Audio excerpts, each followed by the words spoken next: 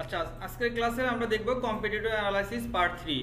Competitive analysis part 3 তে আমাদের থাকবে এসইও অডিট বা ওয়েবসাইট অডিট। তো প্রথমে আমাদেরকে জানতে হবে যে what is SEO audit or website audit. যে এসইও অডিট বলতে সাধারণত আমরা বুঝি যে একটা ওয়েবসাইটে কিছু টেকনিক্যাল জনিত প্রবলেম এবং ইউএক্স জনিত কিছু প্রবলেম থাকে, যেটা কিনা হয়তো আমরা বাইরে থেকে চোখে পড়ে না। এই প্রবলেমগুলোকে আমাদের একটা ওয়েবসাইট ভিজিট করে অ্যানালাইসিস করে রিপোর্টগুলো বের করতে হবে। ওকে, এই রিপোর্টগুলোতে আমাদের মেইনলি যে চেকলিস্টে থাকবে সেটা হচ্ছে যে আমাদের সাইটের এসএসএল এবং অন পেজ, অফ পেজ এবং হচ্ছে টাইপোগ্রাফি। হ্যাঁ, এই অল এভরিথিং রিপোর্টগুলো হচ্ছে আমাদেরকে রিপোর্ট আকারে রেডি করতে হবে, যেটার হয়তোবা 50% কাজ অথবা 70% কাজ আমরা সলভ করে দিতে পারবো এবং 20% কাজ যার থাকবে সেটা হচ্ছে একদম ওয়েব ডিজাইনারের। তো আমাদেরকে এটা সাজেস্ট করতে হবে ক্লায়েন্টকে যে এই প্রবলেম আছে আপনার সাইডে, টেকনিক্যাল জনিত প্রবলেম, যে এই প্রবলেমগুলো সলভ না করলে আমাদের জন্য একটা ওয়েবসাইট র্যাঙ্ক করা কষ্ট হয়ে যাবে। ওকে, তো আমরা একটু দেখি যে আমরা একটা এক্সেল শিটের মাধ্যমে বোঝানোর চেষ্টা করব যে কি কি ডেটা আমাদেরকে ফিল আপ করতে হবে এবং আমাদের কাজ তেমন বেশি কিছু থাকবে না, শুধুমাত্র এক্সেল শিটে আপনাদের কমেন্টসগুলো লিখবেন, মানে মন্তব্যগুলো করবেন। তো আমরা একটু দেখি এক্সেল শিটটা যে আমাদের কি কি ডেটা প্রয়োজন।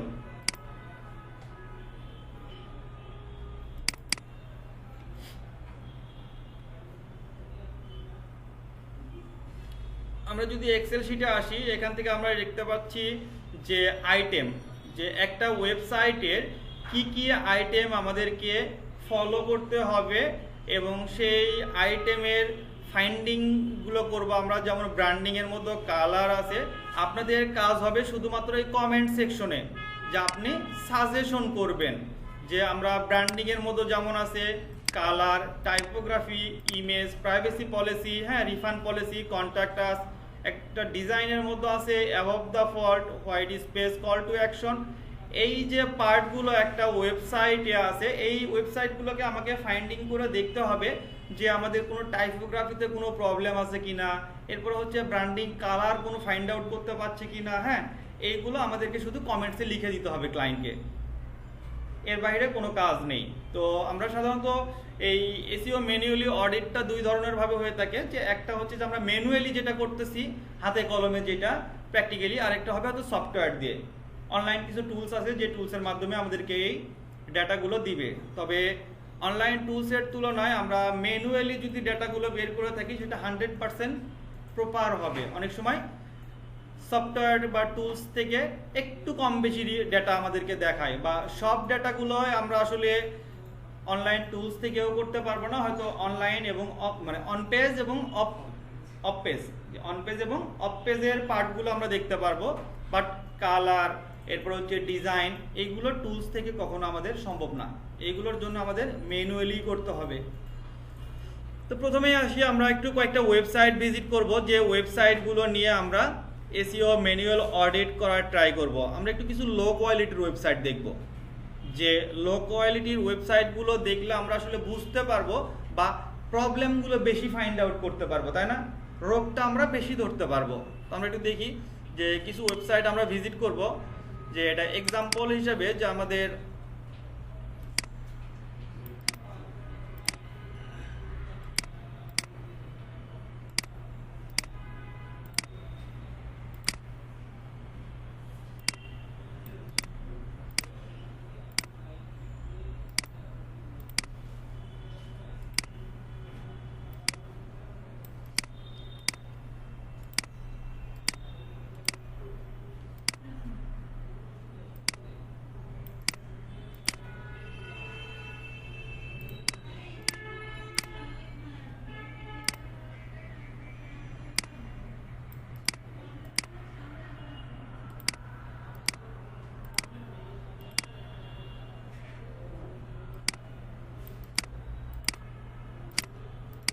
বেশ কয়েকটা ওয়েবসাইট বের করব, একটু প্রতিটা ওয়েবসাইটের কিছু পার্ট পার্ট নিয়ে আমরা আলোচনা করব, যে একটু সাইটগুলো আমরা একটু ভিজিট করে নেই, যে সাইটগুলো ব্রাউজারে ওপেন করে নিলে আমরা আসলে বুঝতে পারবো সাইটগুলো লুক এবং প্রবলেমগুলো আমরা খুঁজে বের করতে পারবো।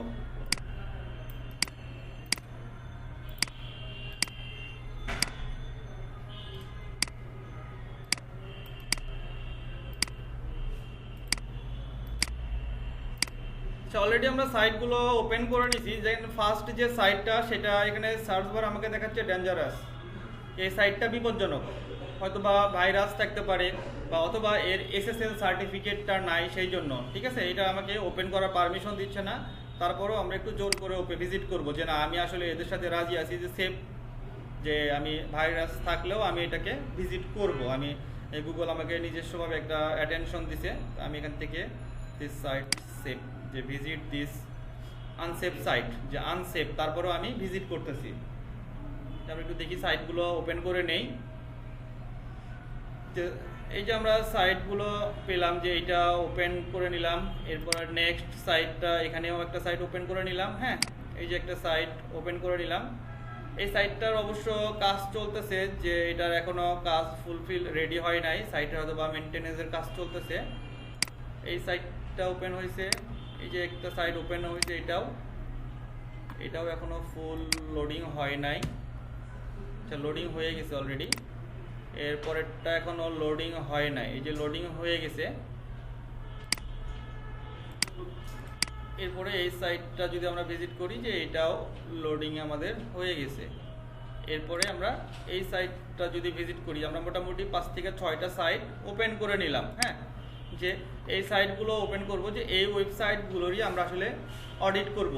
কারণ আমরা আসলে কোন ওয়েবসাইটের জন্য অডিট করব, এসইও অডিট করার জন্য এটা আমাদের যেমন কম্পিটিটর অ্যানালাইসিস করার জন্য অনেক ওয়েবসাইটের ডাটাগুলো আমরা কালেক্ট করছিলাম, এইভাবে না, এটা জাস্ট ক্লায়েন্টের সাইটের জন্য, ক্লায়েন্ট যে সাইটটা দিবে ওই ওয়েবসাইটের জন্যই আমাকে অডিট করতে হবে, আদার কোনো সাইটের না।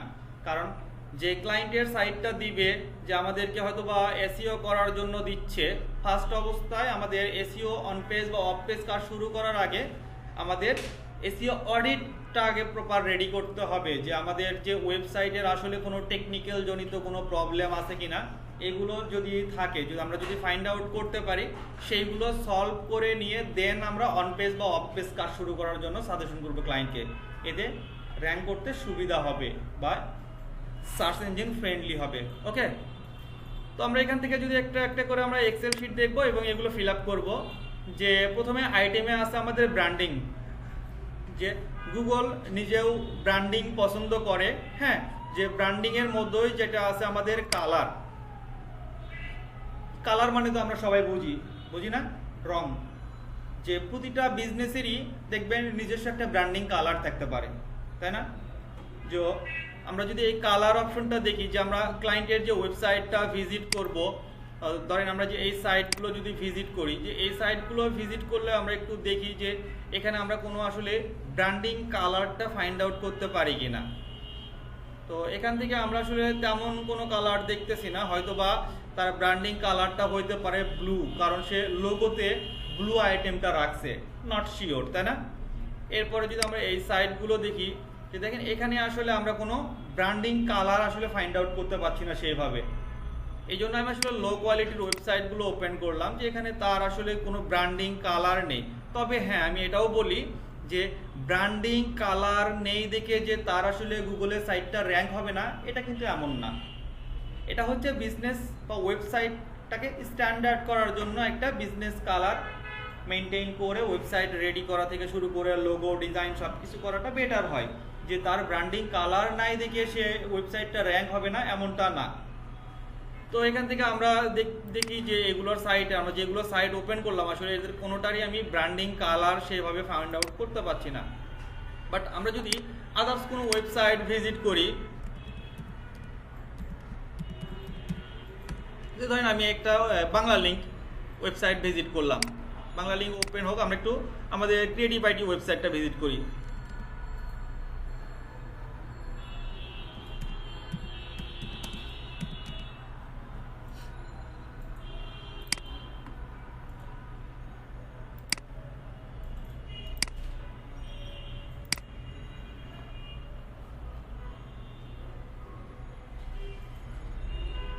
আমরা এখান থেকে বাংলা লিঙ্ক সাইটটা ওপেন করব এবং হচ্ছে যে আমরা ক্রিয়েটিভ আইটির ওয়েবসাইটটা ভিজিট করব।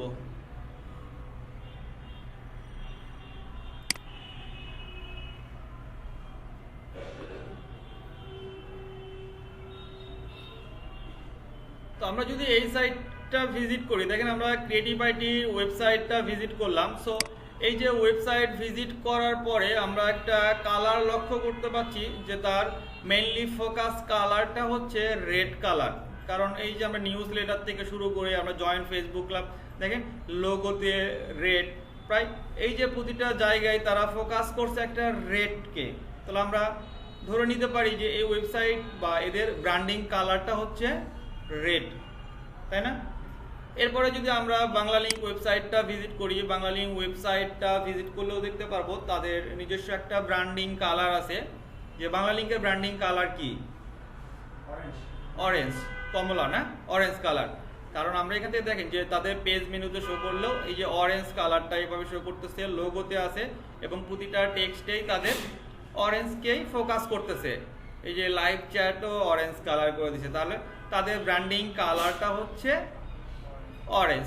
তো আমরা যদি আমাদের ক্লায়েন্টের যে ওয়েবসাইটটা দিবে সেই ওয়েবসাইটের যদি আমরা কোনো ব্র্যান্ডিং কালার সেভাবে ফাইন্ড আউট না করতে পারি, তাহলে আমরা তাকে সাজেশন করতে পারবো আমাদের মতো করে। এটা নিজস্ব মতো করে কমেন্টস করবেন, আপনি বুঝে ক্লায়েন্টকে বলে দিবেন যে I can not find your any branding colour, হ্যাঁ, যে please include your branding colour.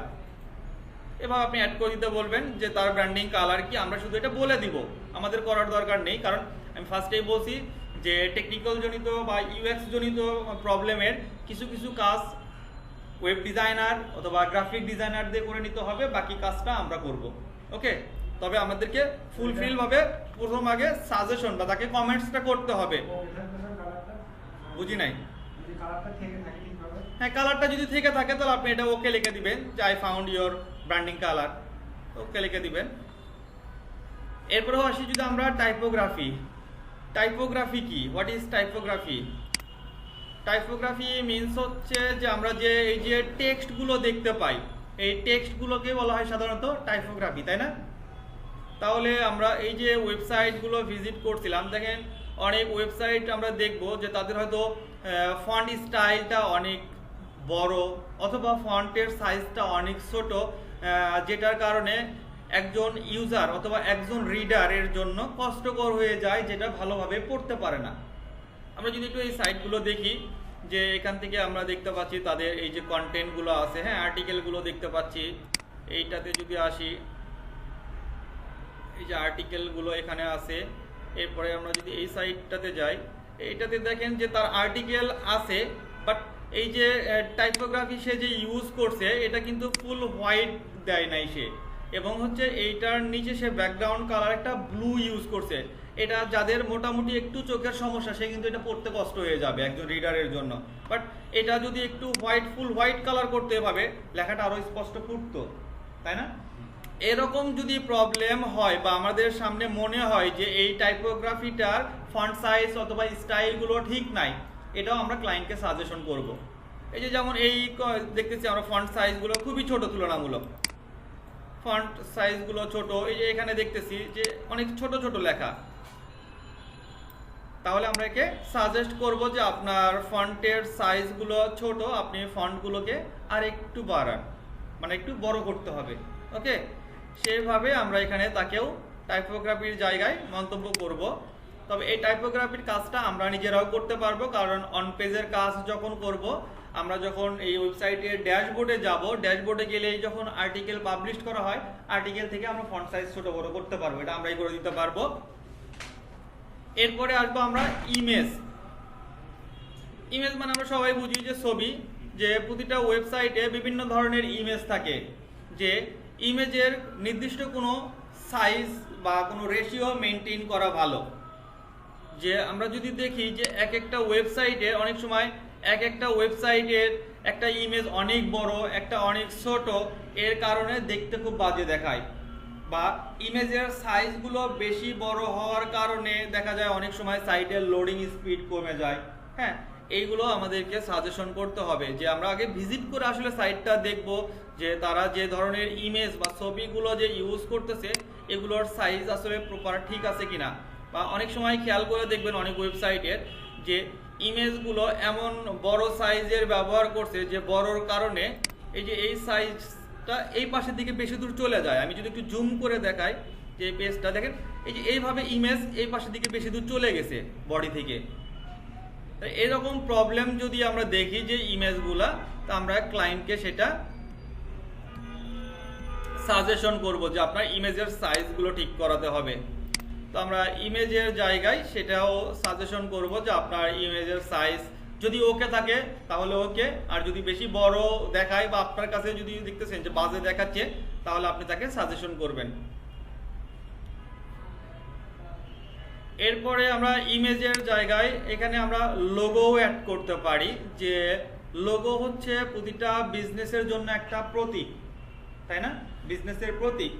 তো আমরা সেই ওয়েবসাইটটা ভিজিট করে দেখব, শুধু নট অনলি ইমেজ, আমরা লোগোকেও ফোকাস করব যে তাদের কোনো বিজনেস লোগো বা কোনো প্রতীক আছে কিনা। আমরা যে ওয়েবসাইটগুলো ভিজিট করলাম এই ওয়েবসাইটের এটার কোনো লোগো আছে? এটাতে লোগো নাই। আমরা যদি এই সাইটে যাই, হ্যাঁ এখানে একটা সুন্দর আমরা লোগো দেখতে পাচ্ছি।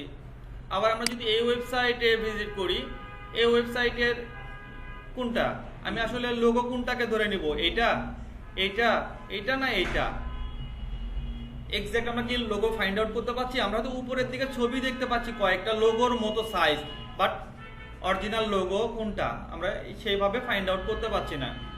ঠিক এই ওয়েবসাইটটাও যদি দেখি যে এইটার লোগো, হ্যাঁ এখানে লোগো আছে। তো আমাদের যদি লোগো সেভাবে ফাইন্ড আউট করতে না পারি অথবা ক্লায়েন্টের ওয়েবসাইটে যদি লোগো ইউজ না করে, তাহলে আমরা তাকে সাজেশন করব লোগোটা ইউজ করার জন্য। এবং অবশ্যই লোগোর একটা স্ট্যান্ডার্ড সাইজ হবে, আবার এমন না লোগোতে একটা বিশাল বড় ছবি দিয়ে রাখছে যার কারণে হেডারটা অনেক নিচে চলে আসছে, তাই না। তো আমরা লোগোটাও দেখব। এরপরে আমরা যদি দেখি যে প্রাইভেসি পলিসি, হ্যাঁ রিফান্ড পলিসি, প্রাইসিং, এইগুলো অবশ্য সব ওয়েবসাইটের ক্ষেত্রে প্রযোজ্য না। বিশেষ করে যদি ই কমার্স সাইট হয়, ই কমার্স সাইটে হয়তোবা এই যে পেমেন্ট প্রসেস, এরপর হচ্ছে রিফান্ড পলিসি এইগুলোতে থাকবে। অর্থাৎ শপিং করে যে কোনো কারণে সে যদি টাকাটা রিফান্ড নিতে চায়, যে প্রোডাক্ট নিবে না, তাদের কোনো একটা পলিসি থাকে। এটা হচ্ছে ই কমার্স সাইটের জন্য থাকবে। তবে প্রতিটা সাইট বা প্রতিটা বিজনেসেরই তাদের নিজস্ব কিছু নীতিমালা থাকে, নিয়ম নীতি থাকে, প্রাইভেসি পলিসি। অবশ্যই প্রতিটা ওয়েবসাইটে terms and condition, privacy policy, এরপর হচ্ছে ফ্রি আস্কড কোশ্চেন এবং কন্টাক্ট আস, এই অপশনগুলো রাখা উচিত। কারণ আমরা সাইটগুলো ভিজিট করলে আমরা দেখতে পারবো যে এই যে অ্যাবাউট আস, কন্টাক্ট আস, হ্যাঁ তো বিশেষ করে কন্টাক্ট আস, অ্যাবাউট আস অনেক সময় দেখবেন এই যে উপরের দিকে ফুট হেডারে থাকে। এই যে উপরের দিকে যে অংশটুকু আমরা দেখতে পাচ্ছি যে এই উপরের অংশটা সাধারণত হেডার বলা হয়, এইদিকে থাকে আমাদের হেডার হবে। এইদিকে আমরা এগুলোকে বলা হয় side bar, left side bar বা রাইট সাইড বার। আর সবার নিচের দিকে যে অংশটা দেখবো এই অংশটাকে বলা হয় ফুটার।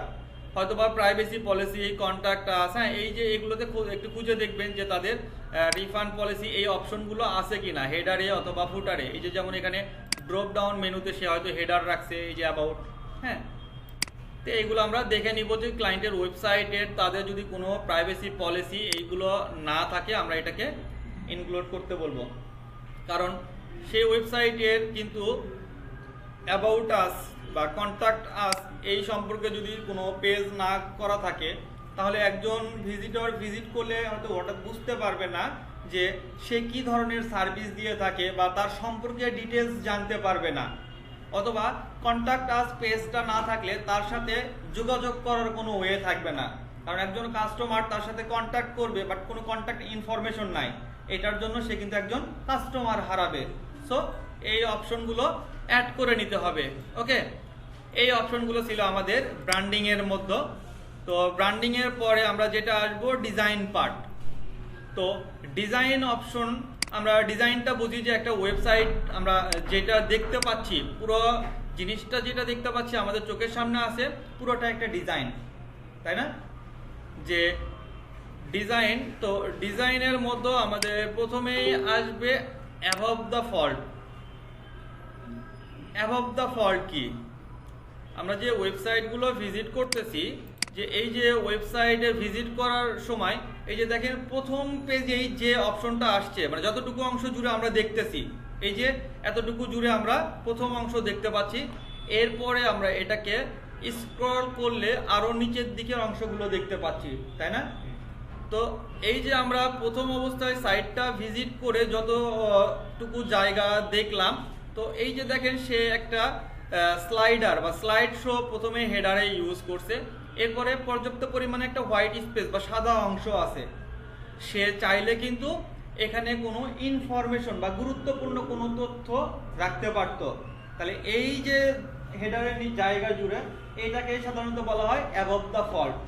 তো এই ধরনের যদি ফল্ট থাকে, আমরা ক্লায়েন্টকে রিকমেন্ড করব তার ওয়েবসাইটের ভালো কোনো তথ্য যাতে এখানে রাখার জন্য, ইনফরমেশনগুলো। ওকে, তো আমরা এই ওয়েবসাইটটা যদি দেখি, দেখেন যে তার হেডারে আমরা যদি প্রথমেই আসি, যে শুধুমাত্র একটা স্লাইড ইমেজ সে হেডারে ইউজ করছে এখানে, এবং এই ইমেজের নিচে আমাদের কিন্তু ওই যে দেখেন আরও কিছু জায়গা আছে যেখানে কিছু কল টু অ্যাকশন বা কোনো কিছু ইউজ করা নাই, বা তার সার্ভিস সম্পর্কে নিচের দিকে লেখা আছে। সে বা আমাদের ক্লায়েন্টকে আমরা সবসময় রিকমেন্ড করব যে অ্যাবভ দ্য ফল্ট, যে মেইন হোম পেজের নিচেই যে যাতে কোনো ইনফরমেটিভ ইনফরমেশন থাকে, ঠিক আছে, তথ্যগুলো যাতে ভালো মানের থাকে, যেগুলো একজন ক্লায়েন্টের জন্য গুরুত্বপূর্ণ। তো এই অংশটুকুকে বলা হচ্ছে অ্যাবভ দ্য ফল্ট। তারপরে আমরা যদি একটা ইমেজ দেখি, যে ইমেজ দিয়েও একটু বোঝাই, যে অনেক সময় এই যে পোস্টের নিচেও দেখবেন অনেক সময় হোয়াইট স্পেসগুলো থাকে, এই যে এদিকে বা এই পাশের দিকে সাদা অংশগুলো বেশি থাকে অ্যাবভ দ্য ফল্টের। যে এই সাদা অংশটা বলা হচ্ছে যে এই যে মেইন বডি, এই যে এইটুকু জায়গা, যে এই পাশে আরো কিছু চাইলে রাখতে পারত, ঠিক আছে, এটা আমরা তাকে রিকমেন্ড করব। এরপর হচ্ছে অ্যাবভ দ্য ফল্টের পরে হচ্ছে হোয়াইট স্পেস। হোয়াইট মানে তো আমরা বুঝি সাদা, স্পেস মানে জায়গা, যে সাদা জায়গা। তো আমরা ক্লায়েন্টের ওয়েবসাইটটা যখন ভিজিট করব, যে এই যে ধরেন এই এক্সাম্পল, যে এই সাইটটা আমরা যদি ভিজিট করি, এটাতে তেমন বেশি খুব একটা হোয়াইট স্পেস নাই। আমরা যদি এই সাইটগুলো ভিজিট করি, এই সাইটগুলোতে আমরা হোয়াইট স্পেসগুলো বেশি পাবো। এই যে দেখেন এইটাই, যেমন এই সাইটটা আমরা ভিজিট করলাম, যে এই সাইটটা ভিজিট করার পরে এই যে দেখতেছি পুরো বডি জুড়ে একটা সাদা, এখানে কিন্তু সে অনেক কিছুই রাখতে পারতো, তাই না? এখানে আমরা অনেক সাদা দেখতে পাচ্ছি। এরপরে এই যে নিচে এদিকে এটা ঠিক আছে, বাট এই যে এই কন্টেন্টগুলা, এর পাশে কোনো কিছু আমরা তথ্য রাখতে পারতাম, বা কোনো ক্যাটাগরি বা কোনো পোস্ট কোনো কিছু রাখতে পারতাম এই সাইটে। বাট এইরকম পর্যাপ্ত পরিমাণে সাদা জায়গা রাখা যাবে না। এটা একজন ভিজিটরের জন্য খুব একটা অ্যাট্রাকটিভ হয় না, দেখতে ভালো লাগে না। যাতে আমার একজন ক্লায়েন্ট বা একজন কাস্টমার ওয়েবসাইট ভিজিট করলেই সে যাতে ওয়েবসাইটটার দিকে কিছুক্ষণ তাকায় থাকে, অ্যাটলিস্ট তাকে ভালো লাগে, এরপরে সে তো তথ্যগুলো দেখবে। কারণ এই সে যদি আমরা দেখি যে মরুভূমির মতো শুধু সাদা আর সাদা হয়ে আছে, যে কোনো তথ্যই নাই, তাহলে ওই ওয়েবসাইটে নেক্সট টাইম আর কখনো কেউ ভিজিট করবে না, ঠিক আছে? এই জন্য ডিজাইনের দিকেও কিছুটা নজর দিতে হবে। তাহলে এই অংশে আমরা হচ্ছে যে যেটা পাবো, যে যদি পর্যাপ্ত পরিমাণ হোয়াইট স্পেস পেয়ে থাকি, তাহলে আমরা ক্লায়েন্টকে সেটা রিকমেন্ড করে দিব যে আপনার সাইটের যে পর্যাপ্ত পরিমাণে সাদা অংশগুলো আছে, আপনি এখানে কোনো কিছু তথ্য অ্যাড করতে পারেন, যে আপনি ওটার সাথে ইনক্লুড করতে পারেন আপনার ওয়েবসাইটে, ঠিক আছে? হোয়াইট স্পেসের পরে আমরা আসবো call to action. Call to action কি? যে কল টু অ্যাকশন মানে হচ্ছে যে কোনো কিছুতে ক্লিক করলে যে কার্যকর হবে বা ক্লিকেবল। যে আমরা যদি একটু দেখি এদিকে, যে আমরা যে ওয়েবসাইটগুলো ভিজিট করলাম, যে সেই ওয়েবসাইটগুলোর আমাদের এখানে অনেক সময় হয়তো কোনো প্রোডাক্ট থাকতে পারে, কোনো, হ্যাঁ, যে আমরা যদি এই যে এটা দেখি, এই সাইটটা দেখি, এইগুলোতে অবশ্য নাই। এটা অবশ্য যে সব সাইটের জন্যই কার্যকর হবে তা না। সাধারণত ই কমার্স সাইট অথবা যে সাইটগুলোতে স্লাইড শো ইউজ করে, যেমন এই সাইটটা, এখানে আমরা দেখতেছি টিভি মাউন্টিং, বিভিন্ন ধরনের, সে তো ডোর, এগুলো সেল করে। এই যে আমি চাচ্ছি যে এখান থেকে আমি ডোর এই সার্ভিসটা নিব, আমি এখানে ক্লিক করতেছি, বাট কোনো কার্যকর হচ্ছে না, ক্লিকেবল হচ্ছে, কোথাও কাজ করতেছে না। আমি কিন্তু এখানে ক্লিক করতেছি, এই যে টিভি যে টিভিতে আমি ক্লিক করতেছি বাট এটাতে কোনো ক্লিকেবল হচ্ছে না। তো আমাকে কষ্ট করে কি করতে হবে, এই যে টিভি সার্ভিসটা বা এটার প্রাইসটা কোথায় আছে আমাকে খুঁজে খুঁজে দেখতে হবে, যেটা একজন কাস্টমারের জন্য খুবই বিরক্তিকর। অবশ্যই আমি এটা যদি কোনো কারণে খুঁজে না পাই আমি এটা থেকে বের হয়ে চলে যাব। এই যে দেখেন এটার ইমেজের সাইজগুলো কত বড় বড় ইউজ করছে, তাই না? তো এই জিনিসটা আমরা বোঝাচ্ছি যে এই কল টু অ্যাকশন সাধারণত ক্লিকেবল কিনা। আমরা যদি এই যে বাংলা লিঙ্কের পেজে আসি, যে বাংলা লিঙ্কের বিভিন্ন ধরনের অফার আমরা দেখতে পাচ্ছি, আমরা banglalink.com-এ আসি, এই যে তারও স্লাইড শো আছে, দেখেন এখানে স্লাইড শোতে আমরা দেখতে পাচ্ছি যে শুধু বেশি নয়, বাংলা লিঙ্কে অনেক বেশি। সে হয়তো কিছু ফিচার দিচ্ছে, এই যে এখান থেকে 1 GB 68 টাকা রিচার্জে। আমি যদি এটা মানে কিনতে চাই এই প্যাকেজটা, দেখেন এখানে মাউস নিয়ে গেলে আমাকে একটা হাত শো করতেছে, মানে ক্লিকেবল, সরাসরি অ্যাকশন একটা বাটনে নিয়ে যাবে যেখান থেকে আপনি বাই করতে পারবেন, মানে প্রোডাক্টটা কিনতে পারবেন। ঠিক আছে, আমরা যদি আবার একটু নেক্সটে যাই, দেখি তাদের যে ধরনের অফারগুলো আছে প্রতিটা অফারই আমাদের এগুলো সরাসরি আমরা কিনতে পারবো। যেমন বিকাশে রিচার্জ করলে আপনি 160 টাকা রিচার্জে 175 মিনিট। দেখেন আমি এখান থেকে ক্লিক দিলাম, এটা ক্লিক দিলে আপনাকে এমন একটা পেজে নিয়ে যাবে তারা, এখান থেকে আপনি সরাসরি প্যাকেজটা কিনতে পারবেন। তো আপনি এখান থেকে বাই নাও ক্রিয়েট করতে পারবেন। তো এই বাটনগুলোকে সাধারণত বলা হয় কল টু অ্যাকশন, মানে কোনো কিছুতে ক্লিক করলে কার্যকর হবে। ওকে, তো আমরা এখান থেকে যদি তার প্রোডাক্ট পেজগুলোতে এরকম call to action button add করা না থাকে, আমরা ক্লায়েন্টকে সাজেশন করব। আমাদের কাজ হচ্ছে শুধু তাকে জানায় দেওয়া, এবং কিছু কিছু কাজ আছে যে কাজগুলো আমরা অবশ্যই সার্ভিসিংও করব বা সার্ভিস দিব সেইগুলা। যে আমরা যে এই যে এসইও অডিট করতেছি, এই অডিট রিপোর্টের জন্য আপনাকে ক্লায়েন্ট আলাদা পেমেন্ট করবে, কারণ এটার কাজটা হচ্ছে আলাদা। এবং এই যে রিপোর্টগুলো বের করলেন বা যে প্রবলেমগুলো পেলাম এগুলো সলভ করার জন্য অবশ্যই আবার নতুন করে আপনাকে জব দিবে, ওটার কাজ আলাদা, তাই না? তাহলে আমরা এখান থেকে দেখতে পেলাম যে কল টু অ্যাকশন, যে কল টু অ্যাকশনে আমরা সাজেশন করব। তার যদি পেজে এরকম কোনো অ্যাকশন বাটন না পাই তাহলে আমরা তাকে সাজেশন করব। এরপরে হচ্ছে নেভিগেশন কালার ফ্লো, যে ডিজাইনের মধ্যে আমরা যে পার্টটা পাবো সেটা হচ্ছে নেভিগেশন কালার ফ্লো। তো নেভিগেশন হচ্ছে যে আমাদের পেজ মেনু, এই যে আমরা এখান থেকে হয়তো বিভিন্ন ধরনের পেজ পাবো, যে এখান থেকে যে পেজগুলো দেখতে পাচ্ছি, যেমন এখান থেকে দেখেন আমরা হোম পেজে আসি, সো হোম পেজের কালারটা পরিবর্তন। এরপরে অ্যাবাউট আস, আমরা সিলেক্টিং কালার যেটাতে যাচ্ছি সেটাকে বলা হয় সিলেক্টিং কালার, মানে এখন সিলেক্ট হয়ে আছে। এই যে কালারের পরিবর্তন এটাকে বলা হয় নেভিগেশন কালার ফ্লো। যে অনেক ওয়েবসাইট ভিজিট করে দেখবেন যে তাদের পেজের কোনো পরিবর্তন নাই, যে এগুলো পরিবর্তন না থাকার কারণে যে প্রবলেমটা হয়, একজন ইউজার একটা ওয়েবসাইট যখন ভিজিট করবে সে তথ্যতে প্রথম অবস্থায় আছে আমি হোম পেজে, আমি হয়তো কোনো একটা প্রোডাক্ট, কোনো একটা সার্ভিস, হ্যাঁ, বা কোনো কিছুতে আস্তে আস্তে প্রবেশ করতে করতে আমি এই ওয়েবসাইটে অন্য অন্য পেজে চলে গেছি। তো এখন আমি বুঝতে পারছি না আসলে আমি এখন বর্তমানে কোন পেজে আসি। তো তার জন্য আমাকে কি করতে হবে, হয় ব্যাক ক্লিক করে ব্যাগে চলে আসতে হবে আবারও, আর না হলে এটাকে ক্লোজ করে দিয়ে আমি আর ভিজিট করব না। বাট আমি যদি এরকম বুঝতে পারি যে আমি এখন কালার ফ্লো দেখে যদি আমি দেখি, যে আমি যদি দেখেন এখান থেকে আমি গেলাম, এখান থেকে মোর অপশন, হ্যাঁ, মোর থেকে আমি সব, এই যে ক্লিক করলে আমি যাচ্ছি এবং এই কালারটা পরিবর্তন দেখলেও আমি বুঝতে পারবো আমি এখন বর্তমানে কোথায় আছি। এই যে সার্ভিসে যদি আমি ভিজিট করি, সার্ভিসে ভিজিট করলে দেখেন এখানে সার্ভিসের কালারটা পরিবর্তন হয়ে আছে, তার মানে এই ওয়েবসাইটের আমি এখন সার্ভিস সেকশন বা সার্ভিস পেজে আছি, তাই না? এইটাকে বলা হচ্ছে নেভিগেশন কালার ফ্লো। যদি সেই ওয়েবসাইটে এরকম কালারের কোনো পরিবর্তন বা ভিন্নতা না আসে আমরা তাকে বলে দিব যে আপনার নেভিগেশন কালার ফ্লোটা অ্যাড করতে হবে। তো আমরা এখান থেকে নেভিগেশন কালার ফ্লো, এগুলো হচ্ছে ডিজাইনের পার্ট। তবে ডিজাইনের পার্টের মধ্যে হইলেও আমরা অ্যাবভ দ্য ফল্ট, এরপরে হচ্ছে white space, call to action, navigation colour flow আমরাই পরিবর্তন করতে পারবো, যদিও বা ওয়েব ডিজাইনের কাজ, কারণ আমাদের সামনে অন পেজ অপটিমাইজেশনের ক্লাস আছে। সো অন পেজ অপটিমাইজেশনে আমরা দেখব কিভাবে ডোমেইন হোস্টিং কিনতে হয়, একটা ডোমেইন এবং হোস্টিং একত্রিত করে ওয়ার্ডপ্রেসের মাধ্যমে ইনস্টল করে একটা ওয়েবসাইট রেডি করতে হয়, আর সেইগুলোতে আমরা কিছু পেজ ক্রিয়েট করব, পেজের নেভিগেশনও তৈরি করব, তাহলে আমাদের শেখাও হয়ে যাবে, তাই না? হ্যাঁ, এটাও দেখানো হবে। তাহলে আমরা এগুলা ক্লাসে দেখবো, তাহলে এখন শুধু রিপোর্ট করব। নেক্সট টাইম আমরা এগুলো দেখবো যে কিভাবে আসলে সলভ করে। তাহলে আমরা এখান থেকে নেভিগেশন কালার ফ্লোটাও রিকমেন্ড করে দিব বা কমেন্টস করব। এই ছিল ডিজাইন পার্ট।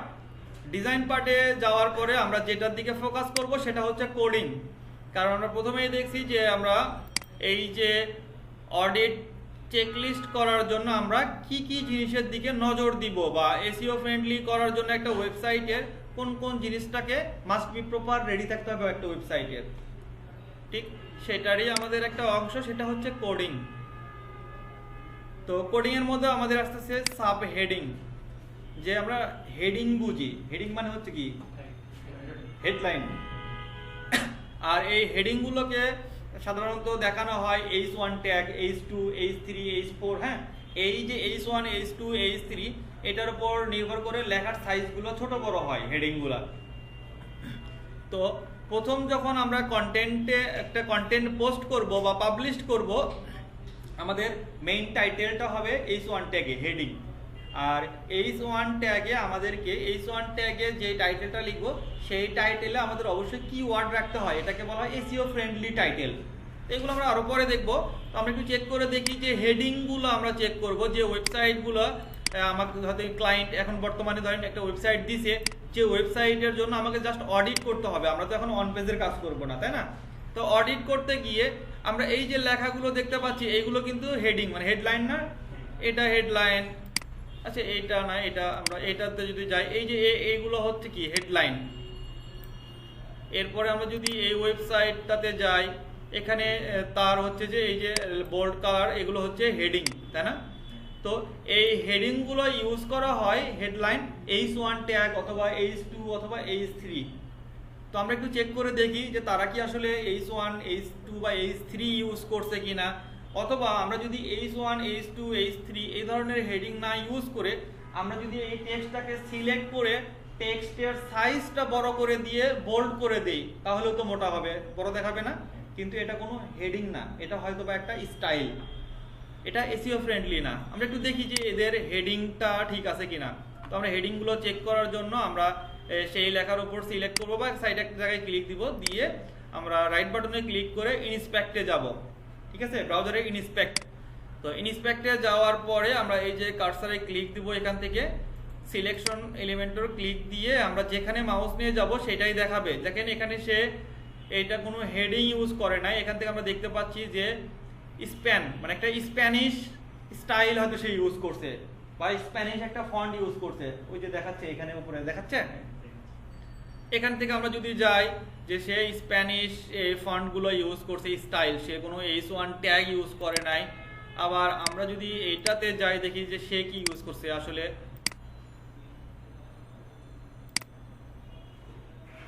এখানে সে আমরা দেখতে পাচ্ছি H1 ট্যাগ ইউজ করছে।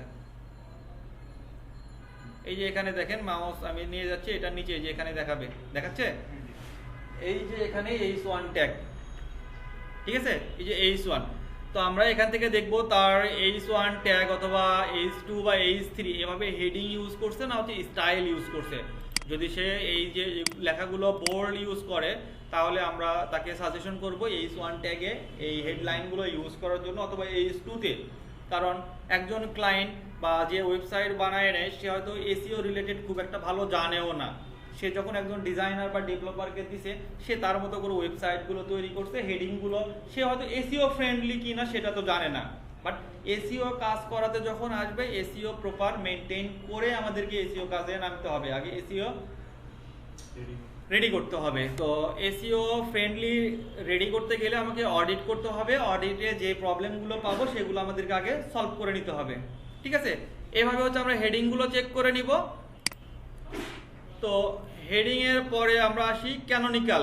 তো আমরা মনে হয় এসইও অ্যানালাইসিসের ক্লাসে ক্যানোনিক্যাল নিয়ে আলোচনা করেছিলাম, আমার মনে হয় না ক্যানোনিক্যাল নিয়ে আর আলোচনা করতে হবে।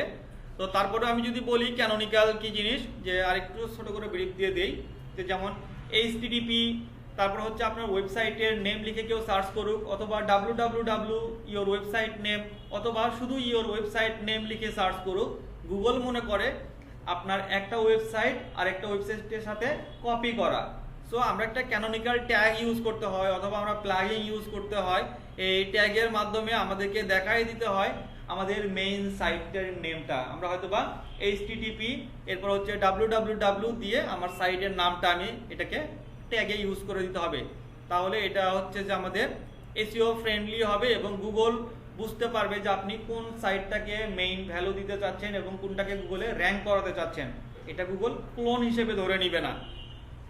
তো আমরা যে কোনো একটা ওয়েবসাইট ক্লায়েন্টের যদি আসি, যে ক্লায়েন্টের ওয়েবসাইটে ক্যানোনিক্যালটা চেক করব এভাবে যে ধরেন এই যে ওয়েবসাইটটা আছে, এই ওয়েবসাইটটাকে আমরা যদি পেজ সোর্সে যাই, পেজ সোর্সে গিয়ে অথবা কন্ট্রোল ইউ চাপতে পারি, এখান থেকে কন্ট্রোল এফ ফাইন্ড করব, ফাইন্ডে দিয়ে আমি যদি ক্যানোনিক্যাল লিখি, যে এখান থেকে আমরা দেখতে পারবো যে সেই ওয়েবসাইটের ক্যানোনিক্যাল আছে কিনা। এই যে দেখা যাচ্ছে যে ক্যানোনিক্যাল, যে ক্যানোনিক্যালে সে যে HRF দিয়ে http তারপর হচ্ছে যে www সাইটের নেম, এই যে ব্র্যাকেটের মধ্যে সে এই ট্যাগটা ইউজ করছে। তার মানে মেইন সে যেটা লিখে সার্চ করুক না কেন একজন ভিজিটর গুগলের কাছে কাউন্ট হবে, এটা হচ্ছে মেইন সাইটটা। ওকে, এভাবে আমরা একটা ওয়েবসাইটের ক্যানোনিক্যাল চেক করতে পারবো। তো ক্যানোনিক্যালের পরে আমরা যদি আসি সাইট ম্যাপ, একটা ওয়েবসাইটের সাইট ম্যাপ খুবই গুরুত্বপূর্ণ। যে সাইট ম্যাপের কাজ হচ্ছে আপনি আপনার ওয়েবসাইটে যত পোস্ট করবেন, যত পেজ ক্রিয়েট করবেন, গুগলের কাছে ইন্ডেক্স করবেন, গুগলের রোবট যখন আপনার ওয়েবসাইটটা স্ক্রল করবে বা ভিজিট করবে, সে খুব সহজেই আপনার সাইটটাকে ভিজিট করতে পারবে এই গুগল ম্যাপের মাধ্যমে। তো এই ম্যাপটা কিভাবে ক্রিয়েট করে আমরা সেটা দেখব যখন আমাদের XML সাইট ম্যাপের কাজ থাকবে। তবে যে কোনো ওয়েবসাইটের শেষে আপনি যদি sitemap.xml লিখে সার্চ করেন, সেই ওয়েবসাইটে দেখতে পারবেন যে তার ম্যাপ ক্রিয়েট করা আছে কিনা। অথবা এই যে আমাদের এসইও কোয়াক যে ব্রাউজার এক্সটেনশন ছিল, সেখান থেকে আমরা ডায়াগনিক্সে ক্লিক দিলেও দেখতে পারবো যে ওই ওয়েবসাইটের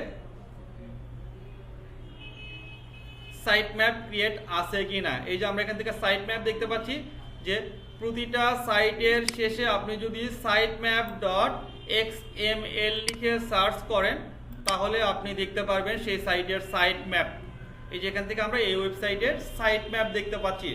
যদি সাইট ম্যাপ ক্রিয়েট করা না থাকে, আপনাকে দেখাবে যে সাইট ম্যাপ নট ফাউন্ড অথবা ইরর। তাহলে এটা হচ্ছে আমাদের সাইট ম্যাপ কিভাবে ক্রিয়েট করা আমরা পরে দেখব। তবে সাইট ম্যাপের সুবিধা হচ্ছে একটা ওয়েবসাইটের গুগলের রোবট স্ক্রল করতে সুবিধা হয় এবং বুঝতে পারে সহজেই যে আপনি, এবং দ্রুত ইন্ডেক্স হয়ে যায় গুগলে এই তথ্যগুলা। ঠিক আছে, এটা হচ্ছে। তাহলে আমরা যদি সাইট ম্যাপ না থাকে, তাহলে অবশ্যই ক্লায়েন্টকে এটা আমরা বলে দিব যে আপনার ওয়েবসাইটের সাইট ম্যাপ নেই, আপনি সাইট ম্যাপটা রেডি করুন। এই সাইট ম্যাপের পরে আমরা আসি যে রোবট টেক্সট, আমরা একটু পারমালিঙ্কটা পরে দেখাই, এরপরে দেখি রোবট টেক্সট। ঠিক, রোবট টেক্সটও একই জিনিস, যে আমরা একই জিনিস বলতে এই রোবট টেক্সটটাও আমাদের ওয়েবসাইটের জন্য সেট আপ করতে হয়, সাইট ম্যাপ এবং রোবট টেক্সট। এটা অবশ্যই এসইও ফ্রেন্ডলি। আমরা যে কোনো ওয়েবসাইটের শেষে গিয়ে ক্লোন দিয়ে আমরা দিব হচ্ছে যে robot.txt। তো যদি রোবট টেক্সট ক্রিয়েট করা থাকে, আমরা এরকম একটা ফাইল দেখতে পারবো। রোবট টেক্সটের কাজ হচ্ছে আপনার ওয়েবসাইটে যত ধরনের ডেটা বা যত ধরনের ইনফরমেশন থাকবে, আপনি চাচ্ছেন গুগলের কাছে কিছু কিছু ইনফরমেশন ইন্ডেক্স করাতে, আবার চাচ্ছেন কিছু কিছু তথ্য নট ইন্ডেক্সিং করাতে। আপনি চাচ্ছেন গুগলের রোবট আমার এই তথ্যগুলো কাউন্ট করুক অথবা ভিজিট করুক বা পারমিশন পাক, আপনি এখান থেকে তাকে অ্যালাউ করে দিবেন, আবার আপনি ডিসঅ্যালাউ করে দিবেন যে তথ্যগুলো গুগলের রোবট কাউন্ট করতে পারবে না অথবা ভিজিট করতে পারবে না। এই যে এখান থেকে আমরা দেখতে পাচ্ছি যে যদি আমরা এই যে ইউজার এগ্রিমেন্টের মধ্যে যেগুলো ডিসঅ্যালাউ করা আছে, যে সেগুলো গুগল কখনো ভিজিট করবে না, মানে গুগলের রোবট ভিজিট করতে পারবে না, পারমিশন দিচ্ছে না। এরপরে যেগুলো অ্যালাউ, বাকিগুলো হয়তো সব অ্যালাউ করে রাখছে, আর এই ইনফরমেশনগুলো সে ডিসঅ্যালাউ করে রাখছে। তো আমরা এইভাবে রোবট টেক্সট চেক করতে পারবো। যে কোনো সাইটের শেষে গিয়ে robots.txt লিখে সার্চ করলে আমরা দেখতে পারবো রোবট টেক্সট আছে কি না। না, এটা আমরাই করব, যে কিভাবে সাইট ম্যাপ এবং রোবট টেক্সট কিভাবে তৈরি করে আমরা নিজেরাই ক্রিয়েট করে দিব। তো আমরা রোবট টেক্সট বুঝলাম। রোবট টেক্সটের পরে আমরা যদি এখানে আসি যে permalink. What is permalink? Permalink হচ্ছে পেজ লিঙ্ক। পেজ লিঙ্কটা কেমন, আমরা যদি একটু আমাদের প্রিভিয়াস যে ওয়েবসাইটগুলো ওপেন করছিলাম সেই সাইটগুলো যদি আমরা একটু দেখি, যে আমরা এই যে ওয়েবসাইট, এই ওয়েবসাইটের আমি যদি অ্যাবাউট সেকশনে যাই, তার একটা পেজের নেম বা ইউআরএল, এই যে এই লিঙ্কটাকে বলা হয় ইউআরএল। আর এই ইউআরএল এর মধ্যে আমি যেহেতু একটা মানে হোম পেজটা .net পর্যন্ত আমি যখন যেই পেজে থাকতেছি সেই পেজের নাম সহ আসতেছে, এটাকে বলা হয় পেজ লিঙ্ক, মানে তার পেজের লিঙ্ক, অ্যাবাউট আসের পেজ এটা। আবার আমি যদি যাই এখান থেকে ধরেন এই যে সার্ভিস পেজে যদি যাই, এখান থেকে দেখেন সার্ভিস নাম আসছে লিঙ্কের সাথে, তাই না? এটার হচ্ছে তার পারমা লিঙ্ক সেট আপ করা আছে। আর যদি পারমা লিঙ্ক সেট আপ করা না থাকে তাহলে আমাদের কেমন দেখাতো, আমরা একটু দেখি যে এই ওয়েবসাইটগুলোর কোনো ওয়েবসাইটে পারমা লিঙ্ক সেট আপ করা নাই এমন কোনো সাইট আছে কি না। আমরা যেমন এই ওয়েবসাইটটা ভিজিট করতেছি, দেখি এইটার যে আমরা এখান থেকে আমরা হোমের পর আমরা দেখতে পাচ্ছি যে আওয়ার সার্ভিস, তাই না? নাকি এটা আওয়ার ক্লায়েন্ট। আচ্ছা, আওয়ার ক্লায়েন্টে যদি আমি ক্লিক দেই, আমাদের এখান থেকে পারমা লিঙ্কটা কি হওয়া উচিত ছিল? পেজ লিঙ্কটা অবশ্যই আওয়ার ক্লায়েন্ট। আমরা একটু আওয়ার ক্লায়েন্টে ক্লিক দেই, দেখি আওয়ার ক্লায়েন্টে ক্লিক দিলে আমাদের কি আসে। এখান থেকে আওয়ার ক্লায়েন্টে ক্লিক দিলে আমরা দেখতে পাচ্ছি পেজ আইডি ইকুয়াল টু 770। এটা পারমা লিঙ্ক সেট আপ করা নাই, আর এটা গুগল স্প্যামিং মনে করে, এটা খুবই বাজে চোখে দেখে। তাহলে এই লিঙ্কটা কিন্তু সে এসইও ফ্রেন্ডলি না, তার পারমা লিঙ্ক সেট আপ করা নেই। তো এখান থেকে আমরা যদি সার্ভিসে আসি, দেখুন সার্ভিসেও সেম অবস্থা, যে আমাদের এখান থেকে একটা আইডি নাম্বার আসতেছে, বাট এখানে আমাদের নাম উচিত ছিল যে এই .com এর পরে সার্ভিস লেখাটা, তাই না? তাহলে এই যে পারমা লিঙ্ক এটা সেট আপ করা নেই। ঠিক এই ওয়েবসাইটটাও যদি আমরা দেখি যে এটাতেও মনে হয় নেই, যে এই যে যেমন এটা আওয়ার সার্ভিস, দেখেন আওয়ার সার্ভিসে আসলে আমাদের নেম হওয়া লাগতো আওয়ার সার্ভিস, বাট এখানে আছে ID2 HTML, এই যে এখানে কর্নারে আমি যেখানে যাচ্ছি সেই নামটা চেঞ্জ হয়ে যাবে, তাই না? এই যে যেমন কন্ট্যাক্ট আস, আমি আচ্ছা ওপেন করি তাহলে আপনাদের অনেকে দেখতে পাচ্ছেন না। এই যে কন্ট্যাক্ট আস, দেখেন সে কন্ট্যাক্ট আস নাম আসে নাই, ID4 HTML, তাই না? কন্ট্যাক্ট আস পেজ কিন্তু ঠিকই আছে, বাট পেজের লিঙ্কটা ঠিক নাই। তাহলে এটার পারমা লিঙ্ক সেট আপ করা নাই। এটা কিন্তু খুব একটা কঠিন কিছু কাজ না, 1 মিনিটের একটা কাজ। তো এটা 1 মিনিটের কিভাবে করে আমি একটা স্ক্রিনশট দিই বা ছবি দিয়ে দেখাই, যে আমরা যখন ওয়েবসাইটের ড্যাশবোর্ডে কাজ করব, তো আচ্ছা আমি একটু পারমা লিঙ্ক লিখে গুগলে সার্চ করি।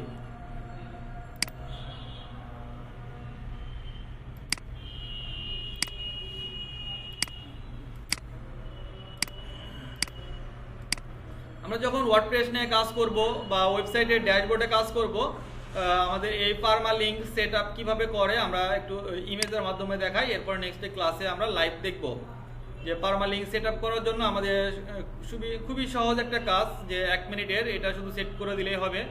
যে আমরা যদি একটু দেখি যে এই সাইটটা ভিজিট করি, ওপেন উইথ ইমেজ, আচ্ছা এটা খুবই ছোট, আমি একটা বড় সাইজের এটা দেখি একটু।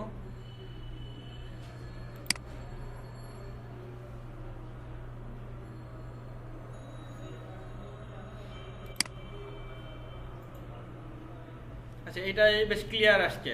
এই যে দেখেন আমরা এই লুকটা, এটা হচ্ছে সাধারণত একটা ওয়েবসাইটের ড্যাশবোর্ড। আমরা যখন ওয়েবসাইটের ভিতরে কাজ করব, তার সেটিংস থেকে এই যে দেখেন পারমা লিঙ্ক সেটিংস আছে, এই যে এখান থেকে, তাই না? পারমা লিঙ্ক।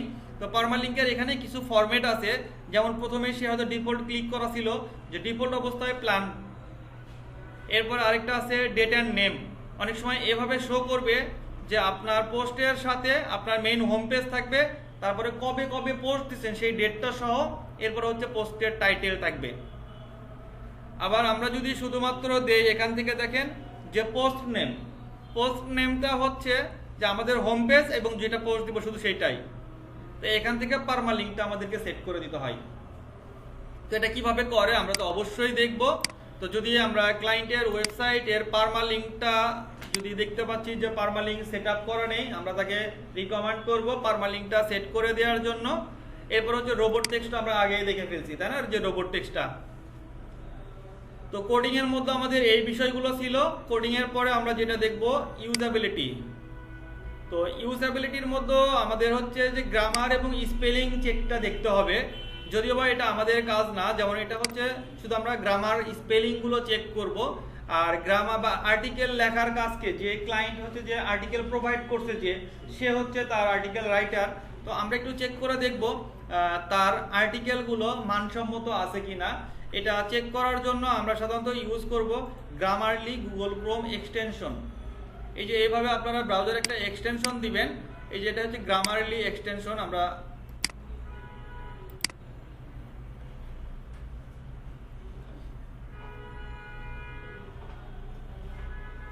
এই যে এখান থেকে আমরা দেখতে পাচ্ছি যে গ্রামারলি ফর ক্রোম, এটা আপনি ব্রাউজারে অ্যাড করে দিবেন। আমার অ্যাড করা আছে দেখে এখান থেকে রিমুভ দেখাচ্ছে। আপনি এখান থেকে আপনি যে ওয়েবসাইটের কন্টেন্টগুলো যদি কপি করে একটা ওয়ার্ড ফাইলে নেন, যেগুলো মিসিং আছে বা মানে গ্রামার মিস্টেক আছে এখানে আপনাকে দেখাবে। হ্যাঁ, আপনাকে অবশ্য ঠিক করে দিতে হবে না, আপনি কত পার্সেন্ট গ্রামারগুলো প্রবলেম আছে আপনি ক্লায়েন্টকে শুধু নোটিফাই করবেন যে আপনার এগুলো গ্রামার মিস্টেক আছে। আপনি প্রতিটা পেজের বা প্রতিটা পোস্টের অথবা হোম পেজের যেগুলো আর্টিকেল আছে কয়েকটা আর্টিকেলের আপনি চেক করে দিবেন। আর ক্লায়েন্ট যদি আপনাকে অফার করে যে আপনার এই গ্রামারগুলো স্পেলিংগুলো ঠিক করে দেওয়ার জন্য, আপনিও চাইলে ঠিক করে দিতে পারেন এটার মাধ্যমে। হ্যাঁ, তো এটার জন্য অবশ্যই, আর যদি নতুন করে আর্টিকেল লিখতে বলে আর্টিকেলের জন্য তো অবশ্যই আলাদা আপনাকে চার্জ দিবে। তো আমরা গ্রামারলি দিয়ে এই আর্টিকেলগুলো চেক করতে পারবো যে তার গ্রামার স্পেলিংগুলো ঠিক আছে কিনা। এরপর হচ্ছে ওয়ার্ড চয়েসিং, যে কত ওয়ার্ডের আর্টিকেলগুলো আছে। তো ওয়ার্ড চয়েসিং আমরা সাধারণত দেখতে পারি যে সে যে শব্দগুলো ব্যবহার করছে সেই শব্দগুলো আসলে মানুষ পড়ে কতটুকু বুঝতে পারতেছে। কারণ আমরা অনেকেই দেখবেন যে আপনি একটা বাংলা লিখবেন, বাংলা লিখে যদি ইংলিশে ট্রান্সলেট করেন, গুগল নিজস্ব করে সে কিছু সিনোনিম তৈরি করে দেয়। অথবা একটা আর্টিকেল আপনি কোথাও থেকে কপি করে নিয়ে আসছেন, আপনার ওয়েবসাইটের জন্য ইউজ করবেন, তো অবশ্যই তো কপি আর্টিকেল ইউজ করা যাবে না, ইউনিক আর্টিকেল করতে হবে। তো অনলাইনে অনেক ধরনের টুলস থাকে যেগুলো আর্টিকেল স্পিনার, মানে আপনাকে ওই আর্টিকেলগুলো স্পিন করতে পারবেন, যেটার মাধ্যমে আপনাকে সিনোনিমগুলো চেঞ্জ করে দিবে। সেইগুলো পড়তে গিয়ে দেখবেন যে আপনার ভালো কোনো মিনিং আসতেছে না। তো এই ধরনের আর্টিকেলগুলো আপনি চেক করে দেখবেন যে আপনার আর্টিকেলগুলো কতটুকু মানসম্মত। এটা চেক করার জন্য সাধারণত আমরা বা রিডেবিলিটি চেক করার জন্য টুলস ইউজ করব। সেই টুলসটার নাম হচ্ছে হেমিংওয়ে অ্যাপ। রিডেবিলিটি হচ্ছে কতটুকু পড়ার ক্ষমতা বা পড়ার মতো ইংলিশ। শুধুমাত্র ইংলিশ লিখলেই হবে না, সেই ইংলিশগুলো অবশ্যই মানসম্মত হতে হবে, গ্রামার ঠিক থাকতে হবে। হ্যাঁ, অথবা আপনি টুলস থেকে টোটালি চেক করবেন যে আমাদের হেমিংওয়ে অ্যাপস থেকে রিডেবিলিটি কত পার্সেন্ট। আমরা যদি একটু রিডেবিলিটি সাইটটা ওপেন করি, যে এখান থেকে আমরা আর্টিকেলগুলো চেক করতে পারবো। এই যে ধরেন যে ক্লায়েন্টের ওয়েবসাইট আছে, তার যে কন্টেন্টগুলো আছে, হ্যাঁ এই যে আর্টিকেলগুলো আমি হয়তো কপি করে জাস্ট শুধু চেক করব যে এই কন্টেন্টের রিডেবিলিটি কতটুকু। তো আমরা এই যে দেখেন যে হেমিংওয়ে অ্যাপ তারা ডিফল্ট একটা এখানে আর্টিকেল তারা দিয়ে রাখছে চেক করার জন্য। এখানে রিডেবিলিটি দেখাচ্ছে 6, এখান থেকে ওয়ার্ড কাউন্ট থেকে ওয়ার্ড দেখাচ্ছে যে এত ওয়ার্ডের, এখানে দেখাচ্ছে যে তার হয়তো 133টা ওয়ার্ডের আর্টিকেল এখানে সে লিখছে। তো আমরা যে আর্টিকেলটা কপি করলাম জাস্ট শুধু এটা উঠাই দিই, দেখেন ব্ল্যাঙ্ক করে দিব যে সে অ্যাভারেজে 6-এর মতো আছে, এটা হচ্ছে গ্রিন যে বা গুড। আমরা যদি উঠাই দিয়ে সেই আর্টিকেলটা পেস্ট করি এখানে, তারা আমাকে দেখাবে এটা হয়তো বা ওকে আছে বাট নট গুড। সবসময় ট্রাই করবেন যে হচ্ছে যে 10-এর নিচে আসার জন্য, রিডেবিলিটি যাতে 10-এর নিচে থাকে সেই আর্টিকেলগুলো। এই যে আর্টিকেলগুলো দেওয়ার কারণে দেখেন আমাকে হয়তো বা এই গ্রামারলি থেকে আমাকে দেখাচ্ছে তার গ্রামার কিছু মিস্টেক আছে। এই যে এখান থেকে আমরা এখান থেকে দেখতে পাচ্ছি যে এখানে মাউস নিয়ে গেলেই এর আগে একটা কমা ইউজ করে অ্যান্ড ইউজ করা লাগতো, এখান থেকে ইন শর্টের আগে শুধু শর্ট ইউজ হবে। হ্যাঁ, এভাবে তারা হচ্ছে যে দেখেন এই যে এক্সটেনশনটা দেওয়া ছিল এর জন্য আমাকে গ্রামারগুলো দেখাচ্ছে যে গ্রামার কি কি প্রবলেম আছে, যে হোমস হবে। হ্যাঁ, এইভাবে আমাদের এটা দেখতে হবে। তো আমাদের কাজ হচ্ছে শুধু কয়েকটা আর্টিকেল চেক করে দেখব যে আমরা রিডেবিলিটি থেকে আমরা সবসময় ট্রাই করব তার আর্টিকেলগুলো যাতে 10-এর নিচে থাকে বা 10 থাকে। তো এখান থেকে আমরা কত পার্সেন্ট সেটা লিখে দিব যে ক্লায়েন্টের আমরা রিডেবিলিটি কত পার্সেন্ট পেলাম সেই পার্সেন্ট। বা আমরা যদি 12 থাকে, 10 থাকে অথবা 20 থাকে, যেটাই থাকবে আমরা এই যে এক্সেল শিটে তাকে লিখে দিব যে রিডেবিলিটি আমরা কত পাইলাম। এবং পাশে আপনি লিখে দিতে পারেন যে এটা হেমিংওয়ে অ্যাপস দিয়ে আপনি চেক করছেন। ওকে। এরপরে হচ্ছে যে আমরা কন্টেন্টের কোয়ালিটি, ইউনিকনেস, লেন্থ, হ্যাঁ, এগুলো আমরা চেক করব যে ক্লায়েন্টের ওয়েবসাইটের আর্টিকেলগুলো আছে সেই আর্টিকেলগুলো কি আসলে কপিরাইট কিনা, কন্টেন্টগুলো কোথাও থেকে কপি করছে কিনা, হ্যাঁ, এগুলো আমাদের চেক করে নিতে হবে। কারণ প্রথমে আমি বলি যে একটা ওয়েবসাইটের কন্টেন্টকে বলা হয় কিং, যে কন্টেন্ট ইজ কিং, মানে হচ্ছে রাজাই হচ্ছে কন্টেন্ট। এরপরে হচ্ছে ওয়েবসাইটের যে ব্যাকলিংগুলো করব, ব্যাকলিং হচ্ছে কুইন, তার মানে ব্যাকলিং হচ্ছে তার রানী। এই রাজা রানী যদি ঠিক না থাকে তাহলে আমরা র্যাঙ্ক করাতে পারবো না একটা ওয়েবসাইটকে। সো অবশ্যই যে আমাকে ক্লায়েন্ট দিল ওয়েবসাইটটা র্যাঙ্ক করানোর জন্য, আমার দায়িত্ব যে তার কন্টেন্টগুলো চেক করে নেওয়া কতটুকু মানসম্মত আছে, তাই না? তো এই কন্টেন্টগুলো আমরা চেক করার জন্য, ইউনিকনেস এবং লেন্থ চেক করার জন্য আমরা ইউজ করতে পারি কপিস্ক্রাইব এই টুলসটা দিয়ে। এই টুলস দিয়ে আমরা যদি চেক করি, এখান থেকে যে ওয়েবসাইটের জন্য আর্টিকেলগুলো চেক করব, যেখানে সেই ওয়েবসাইটের অ্যাড্রেসটা বসায় দিলে আমাকে খুঁজে বের করে দিবে আমি কোথায় থেকে কপি করছি কিনা, বা আমার ওয়েবসাইটে কোনো ডুপ্লিকেট কন্টেন্ট আছে কিনা সে বের করে দিবে। ঠিক আছে, এখানে যা শুধু ওয়েবসাইটের অ্যাড্রেসটা বসায় দিবেন, গোতে ক্লিক দিবেন, সে এখান থেকে আপনাকে কপি চেক করে দিবে যে আর্টিকেল কত পার্সেন্ট কপি আছে বা কোন ওয়েবসাইট থেকে কপি করছেন। হ্যাঁ, অবশ্যই রিরাইট করা যাবে না, এটা আপনাকে নিজে থেকে লিখতে হবে। তবে আপনি রিরাইট করে মোটামুটি আপনি হয়তো বা 20% কপি আইটেম থাক, সিমিলার থাক, প্রায় 80% আপনাকে ইউনিক থাকতে হবে। আপনি 80% কপি নিলেন, 20% ইউনিক করলেন, সেটা হবে না। ওকে, তো এখানে হচ্ছে যে আমরা এটা থেকে চেক করতে পারবো, এবং হচ্ছে যে কন্টেন্টের লেন্থগুলো সাধারণত চেক করবো যে ওয়ার্ড কাউন্ট, যদি আমরা গুগলে লিখে সার্চ করি যে ওয়ার্ড কাউন্টার, মানে কত ওয়ার্ডের আর্টিকেল আছে সে ওয়ার্ডটাকে চেক করার জন্য। তো বর্তমানে যে কিওয়ার্ড দিয়ে আমরা কাজ করতে চাচ্ছি বা এসইও করতে চাচ্ছি, সেই কিওয়ার্ড দিয়ে গুগলে লিখে সার্চ করবেন। তো সার্চ করলে প্রথম যে 10টা ওয়েবসাইট বর্তমানে র্যাঙ্কে আছে সেই ওয়েবসাইটের লিঙ্কগুলো আপনি কপি করবেন। সেই ওয়েবসাইটের লিঙ্কটা দিয়ে ওয়ার্ড কাউন্টার টুলস আছে সেই টুলসে বসাই দিলে আপনাকে দেখাবে যে কত ওয়ার্ডের আর্টিকেল সে লিখছে টোটালে। তাহলে সেই 10টা আর্টিকেলকে যোগ দিয়ে 10 দিয়ে ভাগ দিবেন। ভাগ দিলে যদি আমার 1200 ওয়ার্ড, 1500 ওয়ার্ড অথবা 3000 ওয়ার্ড আসে, আপনি ট্রাই করবেন আপনার ওয়েবসাইটের জন্য কন্টেন্টগুলো সেই লেন্থে রাখার জন্য। বুঝতে পারছেন? তাহলে এভাবে আমরা চেক করে নিব। যদি তুলনামূলক খুবই ছোট মানের আর্টিকেল থাকে, ক্লায়েন্টকে আমরা সাজেশন করব যে তার কন্টেন্টের লেন্থগুলো ঠিক করার জন্য। তো কন্টেন্টের পরে আমরা আসি ইন্টারনাল ডুপ্লিকেশন। যে ইন্টারনাল ডুপ্লিকেশন অথবা কন্টেন্ট রেশিও, আমাদের আর্টিকেলগুলোর কোনো ডুপ্লিকেট আছে কিনা। ডুপ্লিকেট বলতে নকল বোঝায়, তাই না? সেই নকলটা হচ্ছে আমার ওয়েবসাইটে একই কন্টেন্ট আমি 2-3 বার ইউজ করছি কিনা, হয়তো একটা এই পেজে ইউজ করছি বা অন্য পেজের সাথে ইউজ করছি, আমার ওয়েবসাইটেই ডুপ্লিকেট হয়ে আছে। ঠিক সেটাও আমরা করা যাবে না, যে আমরা চেক করে দেখব যে ডুপ্লিকেট কন্টেন্ট চেকার। এটার জন্য আমরা সাইট লাইনার টুল দিয়ে আমরা এটাকে চেক করে নিতে পারবো ডুপ্লিকেট কন্টেন্ট।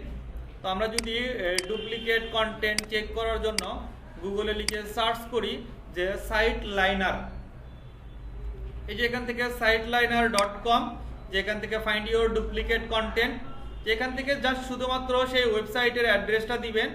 তো আমরা দেখি যে কোনো একটা যে ওয়েবসাইট, সেই ওয়েবসাইটটা নেই, দেখি আমি যে এটার কোনো ডুপ্লিকেট কন্টেন্ট আছে কিনা। হ্যাঁ, ধরেন এই যে ওয়েবসাইটটা, জাস্ট ওয়েবসাইটের অ্যাড্রেসটা এখানে দিবেন, দিয়ে এখানে দিয়ে গো, এখানে ক্লিক দিলে একটু ফাইন্ড করতে সময় নিবে, যেখান থেকে স্ক্যান করতেছে আপনার, যে একটু সময় নিবে। আমাদের এখানে টোটাল কাউন্ট করবে যে ইওর রিপোর্ট ইজ রেডি, মানে সাইটটা আসলে খুব ছোট।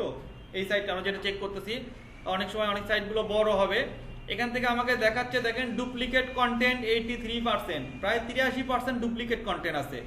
তো সেই ডুপ্লিকেট কন্টেন্টগুলো কোনগুলো, আমরা যদি ক্লিক দেই আমরা এখান থেকে দেখতে পারবো যে দেখেন তার হয়তো একই পেজ বা অন্য পেজের সাথে এই ওয়ার্ডগুলো বা কন্টেন্টগুলো ম্যাচ করছে। যে কোনটাতে দেখেন আপনার 100% ম্যাচ করছে, কোনোটাতে 89% ম্যাচ করছে। এটাতে ক্লিক দিলে আমাকে আবার দেখাবে যে এই লিঙ্কে যদি আমি ক্লিক দেই, এই যে এখান থেকে দেখাচ্ছে যে এই লিঙ্কটা আবার অন্য কোন মানে পোস্টের সাথে তারা আছে।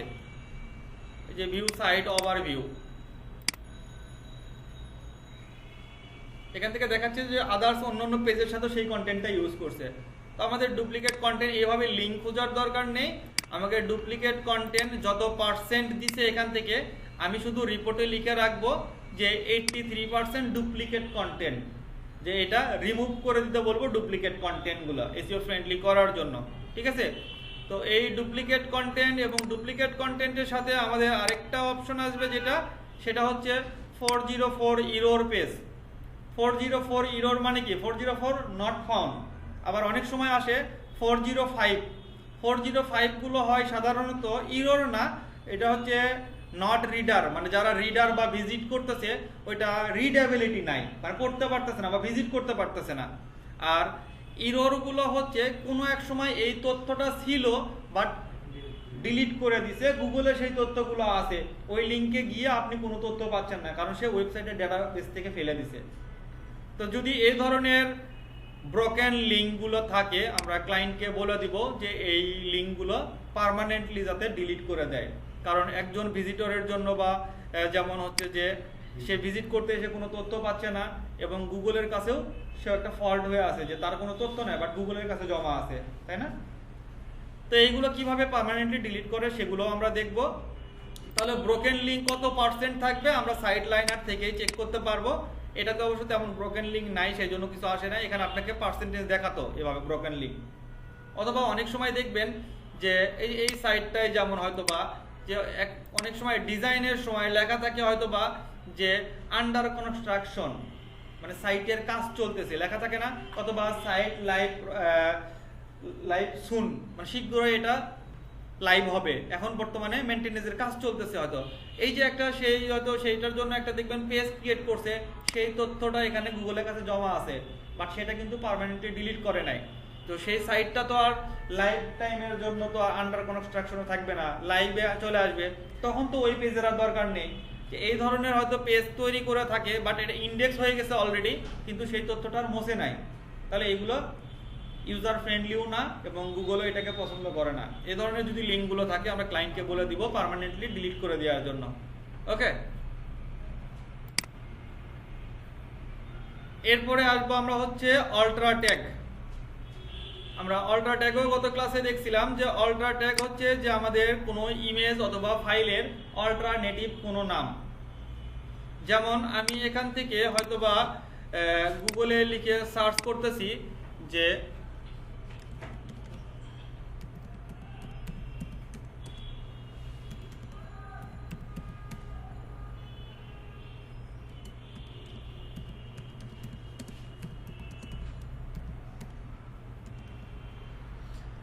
Freelancing training centre in Bogura, ঠিক আছে, যে এইটা হচ্ছে কি আমার একটা কিওয়ার্ড না, বা এটা হচ্ছে আমাদের একটা ট্যাগ। তো এই যে আমি ধরেন একটা ট্যাগ লিখে সার্চ করলাম যে freelancing training centre in Bogura, যে এটা লেখার কারণে দেখবেন এখানে অনেক ধরনের ওয়েবসাইটগুলো শো করতেছে, ঠিক আছে, এই যে এখানে ওয়েবসাইটগুলো শো করতেছে। বাট আমরা যেহেতু এই অল্ট্রা ট্যাগটা ইউজ করতে হয় ইমেজের ক্ষেত্রে, ধরেন আমি একটা ইমেজ খুঁজতে যাচ্ছি, আমরা যদি ছবিতে যাই, ছবিতে গেলে আমরা বিভিন্ন ধরনের ইমেজ দেখতে পারবো, এই যে এখান থেকে আমরা বিভিন্ন ধরনের ইমেজ দেখতে পাচ্ছি, তাই না? তাহলে এই যে ইমেজগুলো, এই ইমেজগুলো কিন্তু কোথাও না কোথাও লিঙ্ক আপ করা আছে। তাহলে এই যে freelancing training centre in Bogura এর পাশাপাশি আপনি যে ইমেজগুলো পেলেন, ধরেন আপনি এই ইমেজটা ভিজিট করবেন, তাহলে এই ইমেজে ক্লিক করলে আপনাকে হয়তো রিডাইরেক্ট করে একটা ওয়েবসাইটে নিয়ে যাবে, যেখানে এই ওয়েবসাইটের অ্যাড্রেসটাতে আপনি এই ইমেজটা ইউজ করছেন।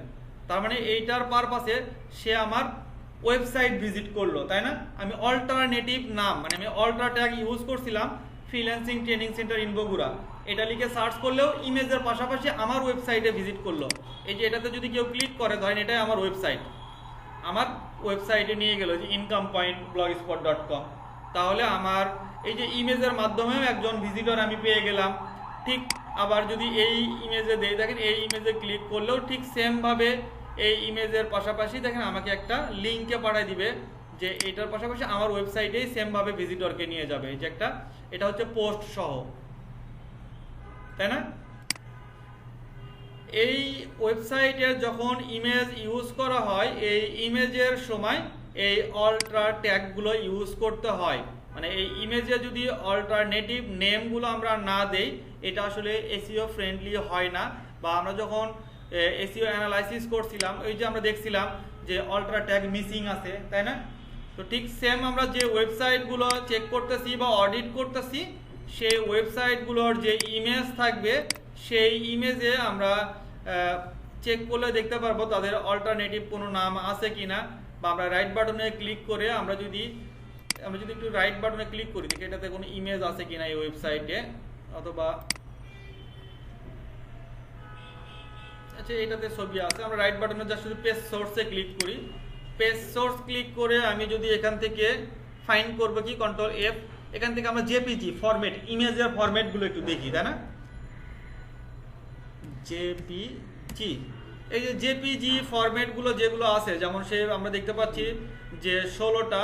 আমরা এখান থেকে যদি নেক্সট যাই যেখানে যেখানে ছবি আছে এই ছবিগুলো আমরা এখান থেকে দেখতে পারবো যে এই যে জেপিজি ফরম্যাট, এই ফরম্যাটের আগে আপনি দেখবেন যে লেখা আছে হয়তো ALT মানে অল্ট্রা ট্যাগ। এখান থেকে খেয়াল করে দেখবেন যে অল্ট্রা ট্যাগ লেখা থাকবে। কোথায়? এখানে ছিল কোথায়? আমি তো আচ্ছা এই যে এখানে, জি এই যে এখান থেকে দেখেন ALT লেখাগুলো আছে, তার মানে সে অল্ট্রা ট্যাগ ইউজ করছে। সো এই ইমেজে কিভাবে অল্ট্রা ট্যাগ ইউজ করে এগুলো আমরা অন পেজে দেখব। তো যদি আমরা দেখতে পাই যে সেই ওয়েবসাইটে ক্লায়েন্টের যে ওয়েবসাইটের জন্য অডিট করব তার অল্ট্রা ট্যাগ মিসিং থাকে তাহলে আমরা তাকে সাজেশন করব যে আপনার অল্ট্রা ট্যাগগুলো মিসিং আছে। কারণ এই alt tag, content, robot text, site map এগুলো কিন্তু মোস্ট ইম্পর্টেন্ট একটা সাইটকে র্যাঙ্ক করানোর জন্য। এগুলো অবশ্যই প্রপার রেডি করতে হবে। বাট আমাদের ব্র্যান্ডিং, টাইপোগ্রাফি এইগুলোতে হয়তো আমাদের এতটা গুরুত্ব নাই যে ডিজাইন সুন্দর না হইলে যে র্যাঙ্ক হবে না এমনটা না। বাট এই যে আমাদের কোডিং, তারপর কোডিং এর মধ্যে যেমন XML, site map, canonical, sub heading, robot text, alt tag এগুলো কিন্তু অবশ্যই প্রপার রেডি করতে হবে একটা ওয়েবসাইটকে। হ্যাঁ অবশ্যই আপনাকে চার্জ দিবে। দেখা যায় যে এই এসইও অডিট করার জন্য আপনাকে $20 থেকে $30 চার্জ দিতে পারে যে একটা ওয়েবসাইটে শুধু অডিট রিপোর্ট বের করে দেওয়ার জন্য। তো আমরা এভাবে চেক করে নিব যে অল্ট্রা ট্যাগ। এরপর হচ্ছে কিওয়ার্ড, যে কিওয়ার্ড ইউজিং যে ওয়েবসাইটটা আমরা চেক করব যে সেই ওয়েবসাইটের যে কন্টেন্টগুলো আছে যে কতটুকু সে কিওয়ার্ড ইউজ করছে আর্টিকেলে। যে কিওয়ার্ডের ডিএনসিটি মিনস হচ্ছে ঘনত্ব, যে সে যদি 1000 ওয়ার্ডের একটা আর্টিকেল লেখে সে 1000 ওয়ার্ডের আর্টিকেলের মধ্যে কতবার তার মেইন কিওয়ার্ডটা রাখছে, সে কতবার হচ্ছে ফোকাস কিওয়ার্ডটা রাখছে, অথবা কতবার এলএসআই কিওয়ার্ডটা মানে লং টেল কিওয়ার্ড রাখছে। এগুলো আমরা একটু চেক করে দেখতে পারি। যে অবশ্যই ক্লায়েন্ট আপনাকে কিওয়ার্ড দিয়ে দিবে, যে ধরেন যে কিওয়ার্ডটা দিল সেই কিওয়ার্ডের উপর বেস করে আর্টিকেলটা হয়তো তার ওয়েবসাইটে পোস্ট করা আছে। তো এই যে আমি লো কোয়ালিটির ওয়েবসাইটগুলো বের করছি এই ওয়েবসাইটগুলো আসলে খুব একটা ভালো মানের না। দেখেন এই সাইটগুলোতে কোনো কন্টেন্টই নেই, মানে কি একটা অবস্থা, তাই না? যে এগুলো আসলে ভিজিট করার মতো না, তেমন ভালো কোনো কিছু নাই। সো আমি একটু গুগল থেকে যে কোনো একটা ওয়েবসাইট নেই।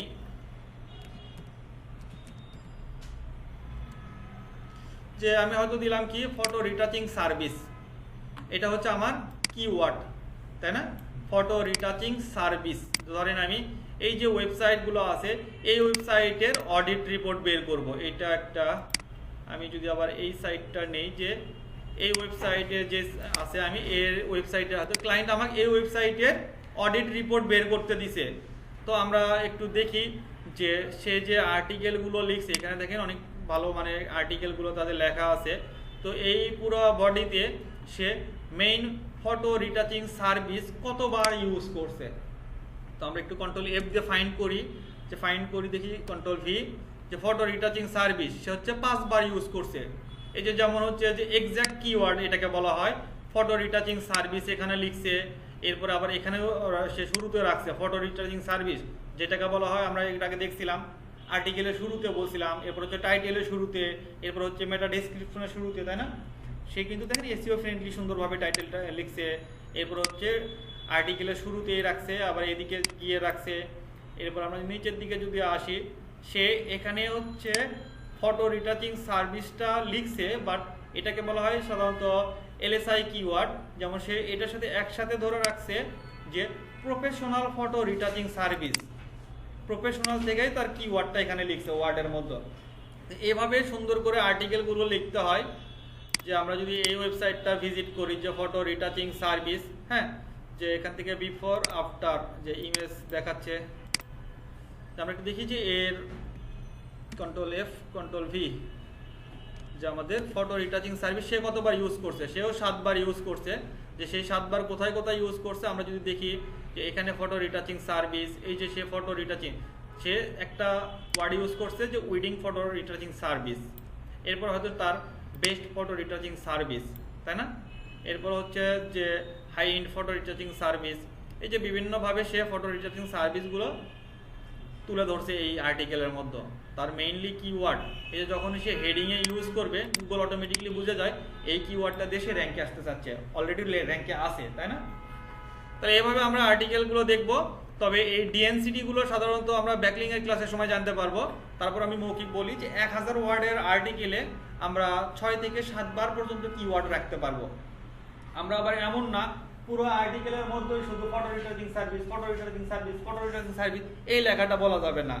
তাহলে গুগল আবার মনে করে যে গুগলের কানের কাছে সারাক্ষণ আপনি জ্ঞান করতেছেন যে এই কিওয়ার্ডটা দিয়ে র্যাঙ্ক দাও, এই কিওয়ার্ডটা র্যাঙ্ক দাও, এত বলার দরকার নাই। আমরা যখন H1 ট্যাগ বা হেডিং এ রাখবো, গুগল তখনই ধরে নিবে যে এই কিওয়ার্ডটাই আপনি র্যাঙ্ক চাচ্ছেন, তাহলে বারবার বলার দরকার নাই।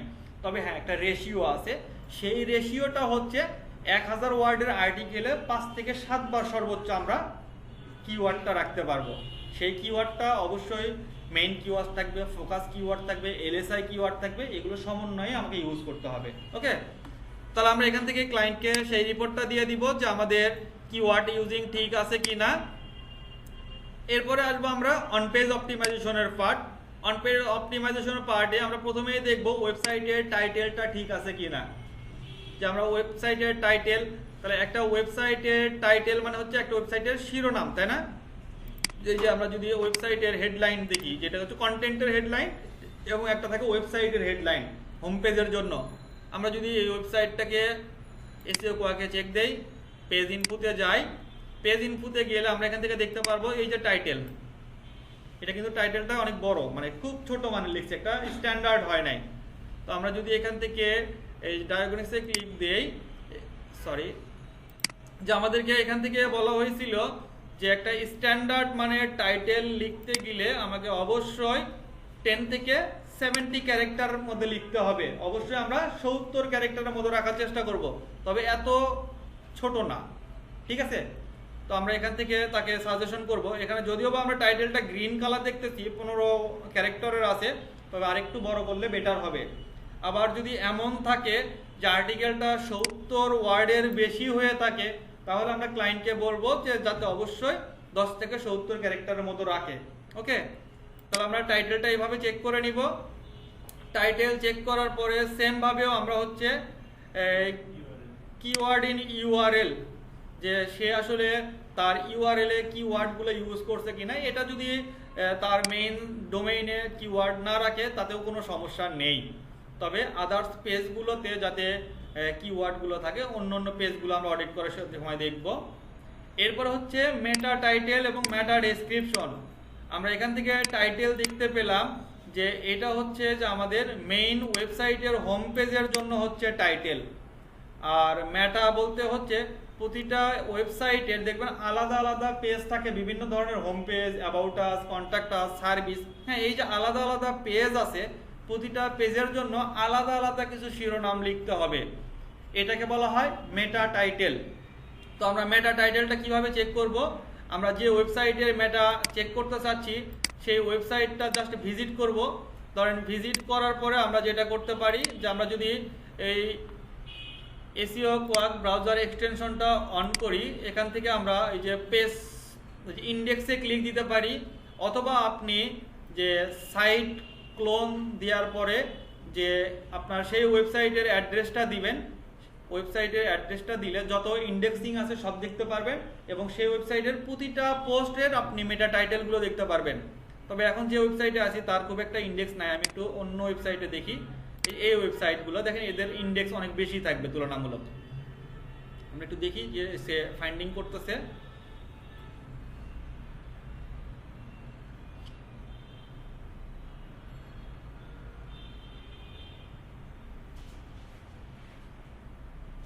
সেটা ফাইন্ডিং করতে করতে আমরা পরের ট্যাবে যাই, দেখি এটাতে আসে কিনা। হ্যাঁ, এটাতে যেমন দেখতে পাচ্ছি যে তারা 42টা ইন্ডেক্স আছে এই ওয়েবসাইটের জন্য, তাই না?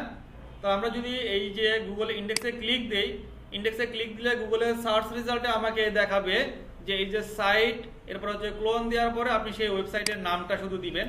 এই ওয়েবসাইটের গুগলে যত তথ্য আছে সব তথ্য এখানে আসছে, আদার্স কোনো সাইটের তথ্য আসবে না। যেমন সে .com এর জন্য এই যে একটা টাইটেল লিখছে, এরপরে দেখেন এখানে সে হচ্ছে যে ব্লগ পেজের জন্য একটা টাইটেল লিখছে, এরপরে হচ্ছে তার একটা পোর্টফোলিও পেজের জন্য আলাদা টাইটেল লিখছে। এই যে প্রতিটা পোস্ট অথবা প্রতিটা পেজের জন্য আলাদা আলাদা একটা হেডলাইন লিখছে, এটাকে বলা হয় মেটা টাইটেল। এবং এই যে ডেসক্রিপশন লিখছে আলাদা আলাদাভাবে, এটাকে বলা হয় মেটা ডেসক্রিপশন। ওকে, তাহলে যদি একটা ওয়েবসাইটের হোম পেজে যা টাইটেল ডেসক্রিপশন এবং প্রতিটা পোস্টের সাথে বা প্রতিটা পেজের সাথে সেম টাইটেলগুলো ইউজ করা থাকে, এটাও এসইও ফ্রেন্ডলি না। অবশ্যই আপনাকে ডিফারেন্স টাইটেল এবং ডেসক্রিপশন লিখতে হবে।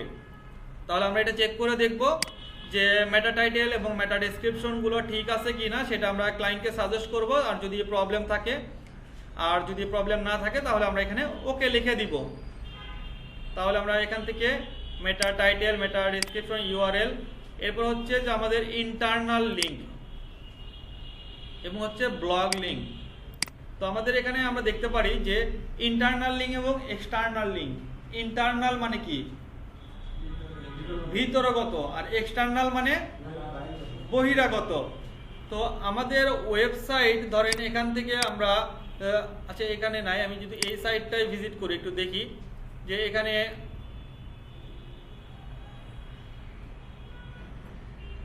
আমি দেখি একটু এটাতে মধ্যে কোনো লিঙ্ক আপ করা আছে কিনা আমার।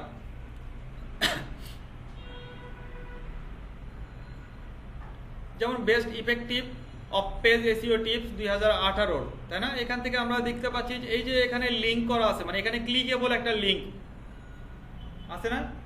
এই যে আমরা যেমন এসইওতে গেলে মাউস হাত ধরতেছে বা ক্লিকেবল হচ্ছে, এরপরে দেখি আর কোথাও লিঙ্ক করা আছে কিনা। এই যে এখানে গেলেও মাউস ক্লিক করলে কাজ হচ্ছে।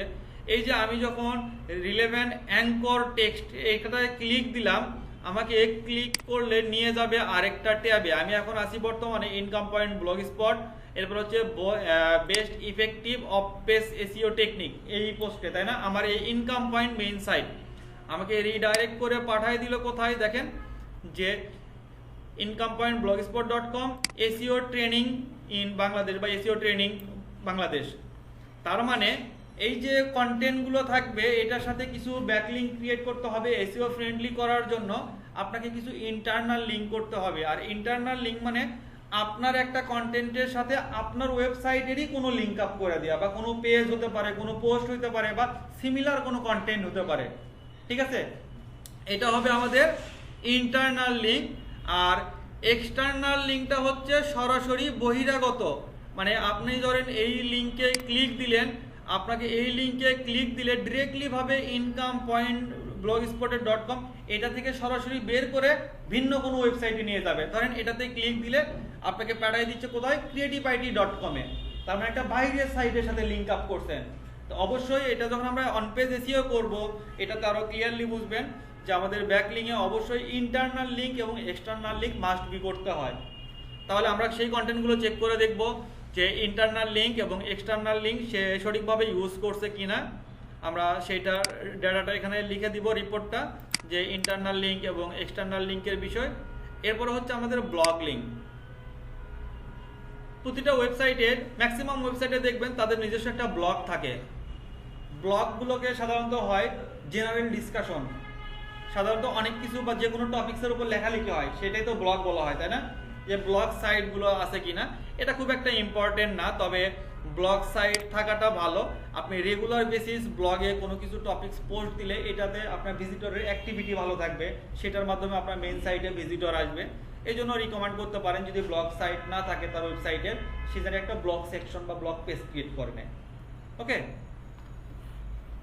এরপরে সেম আমরা সোশ্যাল মিডিয়ার দিকে ফোকাস করব, যে তার সোশ্যাল শেয়ার বাটন, এরপরে সোশ্যাল অ্যাকাউন্ট এবং হচ্ছে অ্যাক্টিভিটিস অন প্রোফাইল।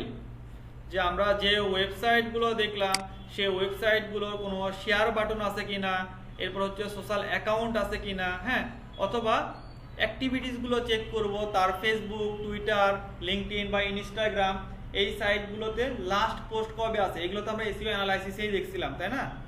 তো আমরা সোশ্যাল মিডিয়াতে এইগুলো ফোকাস করব, কারণ এই সোশ্যাল মিডিয়ার অ্যাক্টিভিটির উপর নির্ভর করেও কিন্তু একটা সাইটের এসইও স্কোর দেয়।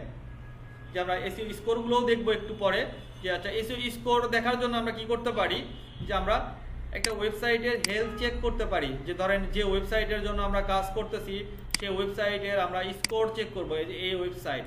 তো আমরা স্কোরটা চেক করার জন্য কি করতে পারি, যেখান থেকে আমরা যদি হেলথ চেক আপ না, পিআর না,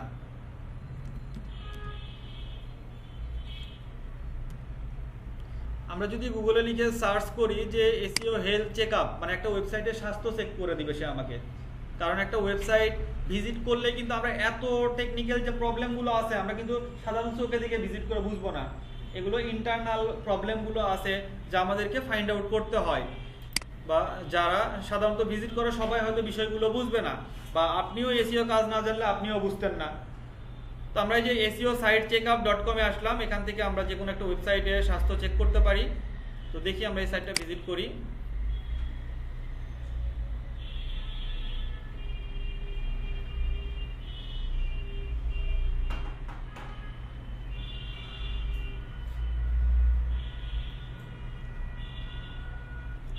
আমরা এখানে জাস্ট সেই ওয়েবসাইটটা দিব যে ওয়েবসাইটে আমরা রিপোর্ট বের করতে চাচ্ছিলাম, যে যদি search engine optimisation easy mode, যে আমরা এখান থেকে একটু দেখি যে ওয়েবসাইটটা দিলাম, দিয়ে আমরা শুধু চেক আপে ক্লিক দিব, যে এক্সরা করা শুরু করুক সে, তাই না? এক্সরা করবে, এরপর হচ্ছে আপনার ব্লাড টেস্ট করবে, ইসিজি করবে, যত যা আছে টেস্ট করে নিয়ে একটা ওয়েবসাইটে কত ধরনের প্রবলেম আছে সে রিপোর্টটা আমাকে দিবে বের করে। যে দেখেন আমরা তার স্বাস্থ্যটা চেক করার জন্য সে এখান থেকে অ্যানালাইসিস করতেছে, যে একটু টাইম নিবে, হয়তো প্রায় 50% ওকে হয়ে গেছে। যেখানে আমরা দেখতে পাচ্ছি যে স্কোর দিছে 100/83, মানে 100-এর মধ্যে 83% ওকে আছে, বাকি পার্সেন্টটা আপনাকে ইমপ্রুভ করতে হবে।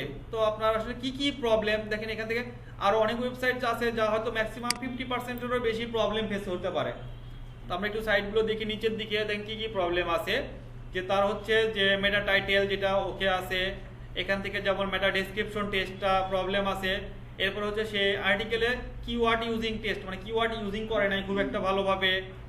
এরপরে হচ্ছে যে আমাদের হেডিং ঠিক আছে, যেমন সে H1 ট্যাগগুলো ইউজ করছে। এরপর রোবট টেক্সট ঠিক আছে, সাইট ম্যাপ, তাহলে অবশ্যই এগুলোকে গুরুত্ব দেয়, এগুলো ঠিক আছে, হ্যাঁ। এরপরে হচ্ছে যে এসইও ফ্রেন্ডলি টেস্ট আছে, অল্টার ট্যাগ মিসিং আছে কিছু, এই যে অল্টার ট্যাগ নাই। এই যে আপনার লাইন সিএসএস টেস্ট, এটা আমাদের কাজ না, এটা একজন developer. Google analytics test, Google analytics set up করা নেই। এরপরে ফেভিকন অ্যাড করা আছে, ফেভিকনটা কোনটা বলা হয়, ফেভিকন হচ্ছে আইকন। এই যে প্রতিটা ওয়েবসাইটে যেমন ফেসবুকের একটা আইকন দেখাচ্ছে, গুগলের একটা আইকন দেখাচ্ছে না, এটাকে ফেভিকন বলা হয়।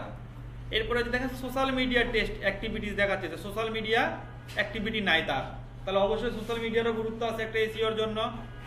এরপরে সোশ্যাল মিডিয়ার পরে বাকি এখানে অবজেক্টগুলো দেখাচ্ছে, দেখেন বাকিগুলো ঠিক আছে হয়তো, বা যদি প্রবলেম থাকতো আপনাকে এখানে দেখাতো, প্রায় এখান থেকে চেক করে নিতে পারেন এইগুলো দিয়ে।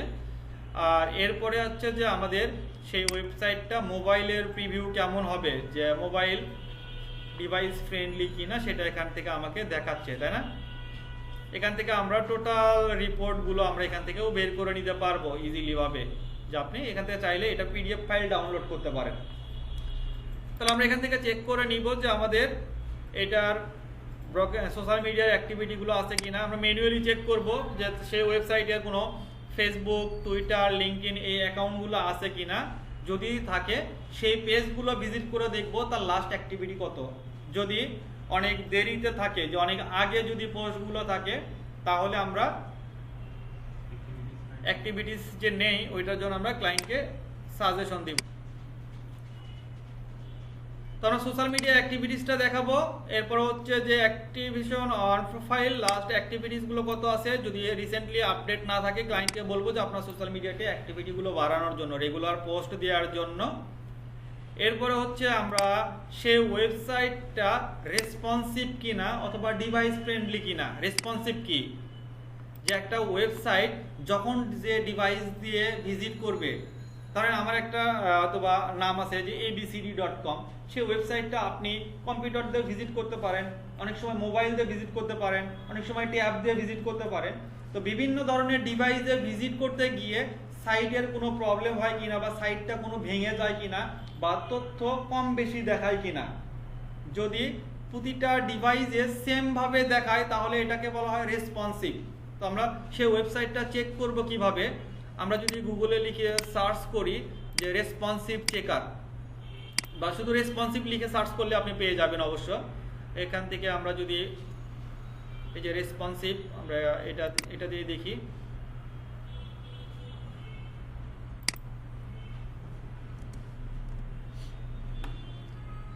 Responsive checker.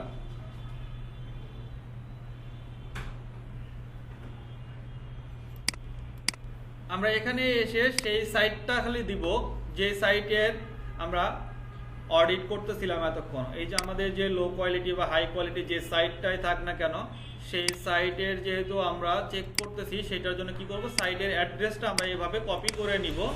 এই ওয়েবসাইটের অ্যাড্রেসটা কপি করে নিয়ে আমি এই যে এখানে আসলাম, জাস্ট এখানে ইন্টার ইউর ইউআরএলটা আপনি পেস্ট করে দিবেন। ইউআরএল দেওয়ার পরে আপনি গো বাটনে ক্লিক দিবেন।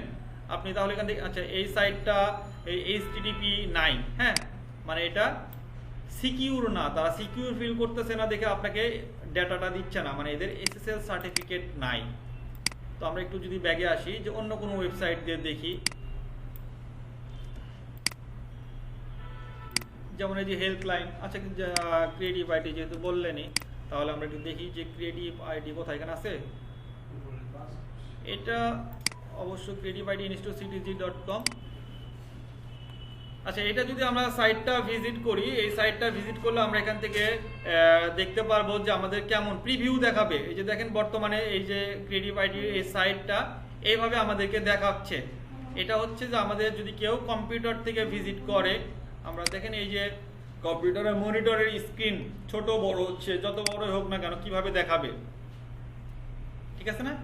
এখন আমরা যদি দেখি যে এটা ট্যাব থেকে দেখবে কেউ, যে ট্যাবে যদি ক্লিক দেই, যে ট্যাবে থেকে হয়তো বা কেউ আইফোন বা অ্যাপেল বা স্যামসাং বা যে কোনো থেকে দেখতেছে, যেমন স্যামসাং গ্যালাক্সি ট্যাব 10, এটাতে ক্লিক দিলে দেখেন সাইট কিন্তু কোনো ইনফরমেশন নষ্ট হয় না, শুধু ডিভাইস ফ্রেন্ডলি হয়ে সে ছোট হয়ে আসছে, কোনো তথ্যই কিন্তু মুছে যায় নাই। ওকে, আবার যদি মোবাইল থেকে আমরা ভিজিট করি, যে মোবাইল থেকে আমরা যদি দেখি যে গুগল পিক্সেল মোবাইল, দেখেন আরো ছোট হয়ে আসছে, শুধুমাত্র তার মতো করে কম্প্রেস করে ছোট করে আনছে, বাট এটা নষ্ট হয়ে যায় নাই। আবার অনেক ওয়েবসাইট দেখবেন যদি ডিভাইস ফ্রেন্ডলি বা রেসপন্সিভ না হয়, এটা সঠিকভাবে তথ্যগুলো আসবে না বা দেখাবে না। তাহলে অবশ্যই একজন ভিজিটর সে কম্পিউটার থেকেও ভিজিট করতে পারে, মোবাইল থেকেও করতে পারে, এনি ডিভাইস থেকে ভিজিট করতে পারে, তাই না? এটা হচ্ছে একজন কাস্টমারের উপর নির্ভর করবে। তো আমাদের ওয়েবসাইটটা যদি রেসপন্সিভ না হয়, তাহলে কিন্তু আমরা বিভিন্ন সময় বিভিন্ন ইউজারগুলো হারাবো, তাই না? এই জন্য অবশ্যই প্রতিটা সাইট আমাদেরকে রেসপন্সিভ করতে হবে। তো এটা আমরা চেক করে দেখব যে ওয়েবসাইটটা রেসপন্সিভ কিনা। তো আমরা এখান থেকে এই টুলসগুলো দিয়ে চেক করে দেখতে পারবো রেসপন্সিভ। তো রেসপন্সিভের পরে আমরা চেক করে দেখব, হ্যাঁ আমরাই করব রেসপন্সিভের কাজ, যদিও বা এটা ওয়েব ডিজাইনারের কাজ, তবে আমরা ওয়েব ডিজাইনের বেসিক ক্লাস আমরাও করবো, শিখবো মোটামুটি। এরপরে আমরা দেখব যে লোডিং স্পিড। লোডিং স্পিড মানে কি? একটা ওয়েবসাইট যখন আমরা ভিজিট করি, যে সে যে লোড হয়, তাই না? এই যে লোডের উপর একটা গুগল নির্দিষ্ট একটা স্পিড দেয়, যে আপনাকে পয়েন্ট দেয় যে আপনার ফাস্ট কতটুকু। আমরা অনেক সময় দেখবেন যে একটা ওয়েবসাইটে ভিজিট করতেছি, ব্রাউজারে ভিজিট করতেছি, শুধু লোডিং, মানে আপনার ব্রাউজারে ঘুরতেছে, ওপেন হচ্ছে না, সময় নিচ্ছে। আমরা কি মনে করি সাধারণত যে আমাদের নেট স্লো, বাট ওই একই সময়ে দেখবেন অন্য একটা ওয়েবসাইট আরেকটা ট্যাবে ওপেন করবেন, তার আগে সে ফার্স্ট ওপেন হয়ে গেছে। তাহলে কিন্তু নেট স্লো না, আপনার ওয়েবসাইট স্লো, তাই না? তাহলে আমরা এই ওয়েবসাইটের স্পিডটা কিভাবে চেক করব? আমরা যদি গুগলে লিখে সার্চ করি যে developergoogle.com, অথবা আপনি developergoogle.com পেজ স্পিড ইনসাইট, এইটা লিখে সার্চ করবেন যে পেজ স্পিড ইনসাইট, এটা দিয়েই আমরা চেক করতে পারবো যে ওয়েবসাইটের স্পিডটা।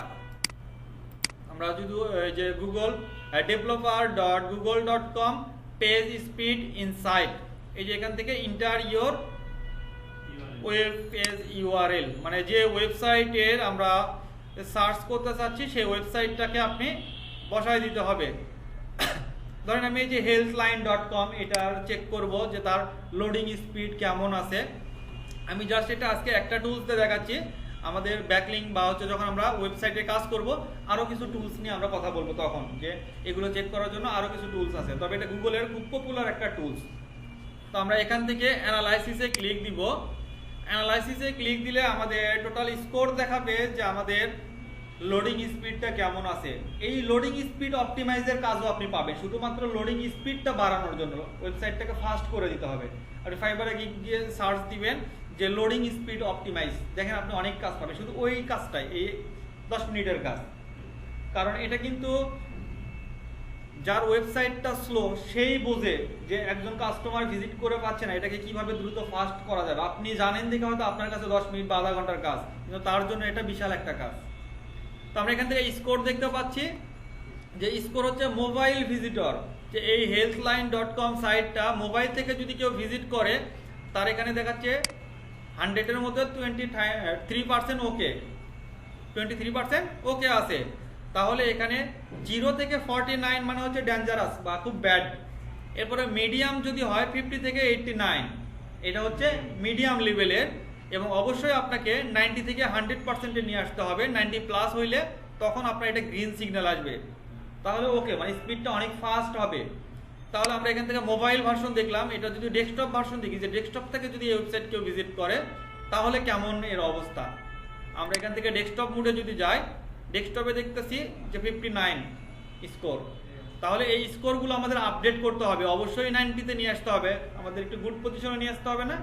তাহলে আমরা তাকে হয়তোবা রিকমেন্ড করব বা কমেন্টে করব এখানে, যে যেখানে আমরা দেখলাম যে লোডিং স্পিড, আমরা এখান থেকে লিখে দিব তাকে যে লোডিং স্পিডে তার মোবাইল অপটিমাইজেশন বা মোবাইল ভিজিটরে কত পার্সেন্ট আছে এবং ডেস্কটপে কত পার্সেন্ট আছে 100-এর মধ্যে, ঠিক আছে।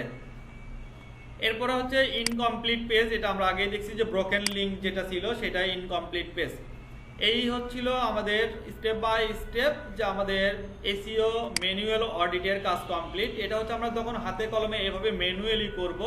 তো ম্যানুয়ালির পাশাপাশি আমরা কিছু টুলস দিয়েও কাজ করতে পারি। টুলস দিয়ে আপনারা একটু দেখেন, আমি না পারলে আমি নেক্সট এটা দেখে দিব। যেটা টুলস দিয়ে না করলেও হবে, জাস্ট টুলসগুলোতে আপনারা অ্যাকাউন্ট ক্রিয়েট করে নেবেন। প্রয়োজনে নেক্সট ক্লাসে আমি একটু আলোচনা করে দিব এটা নিয়ে, যে আমরা দেখেন যেমন ডুপ্লিকেট লিঙ্ক বের করার জন্য আমরা সাইট লাইনারটা ইউজ করব, অলরেডি দেখে ফেলেছি।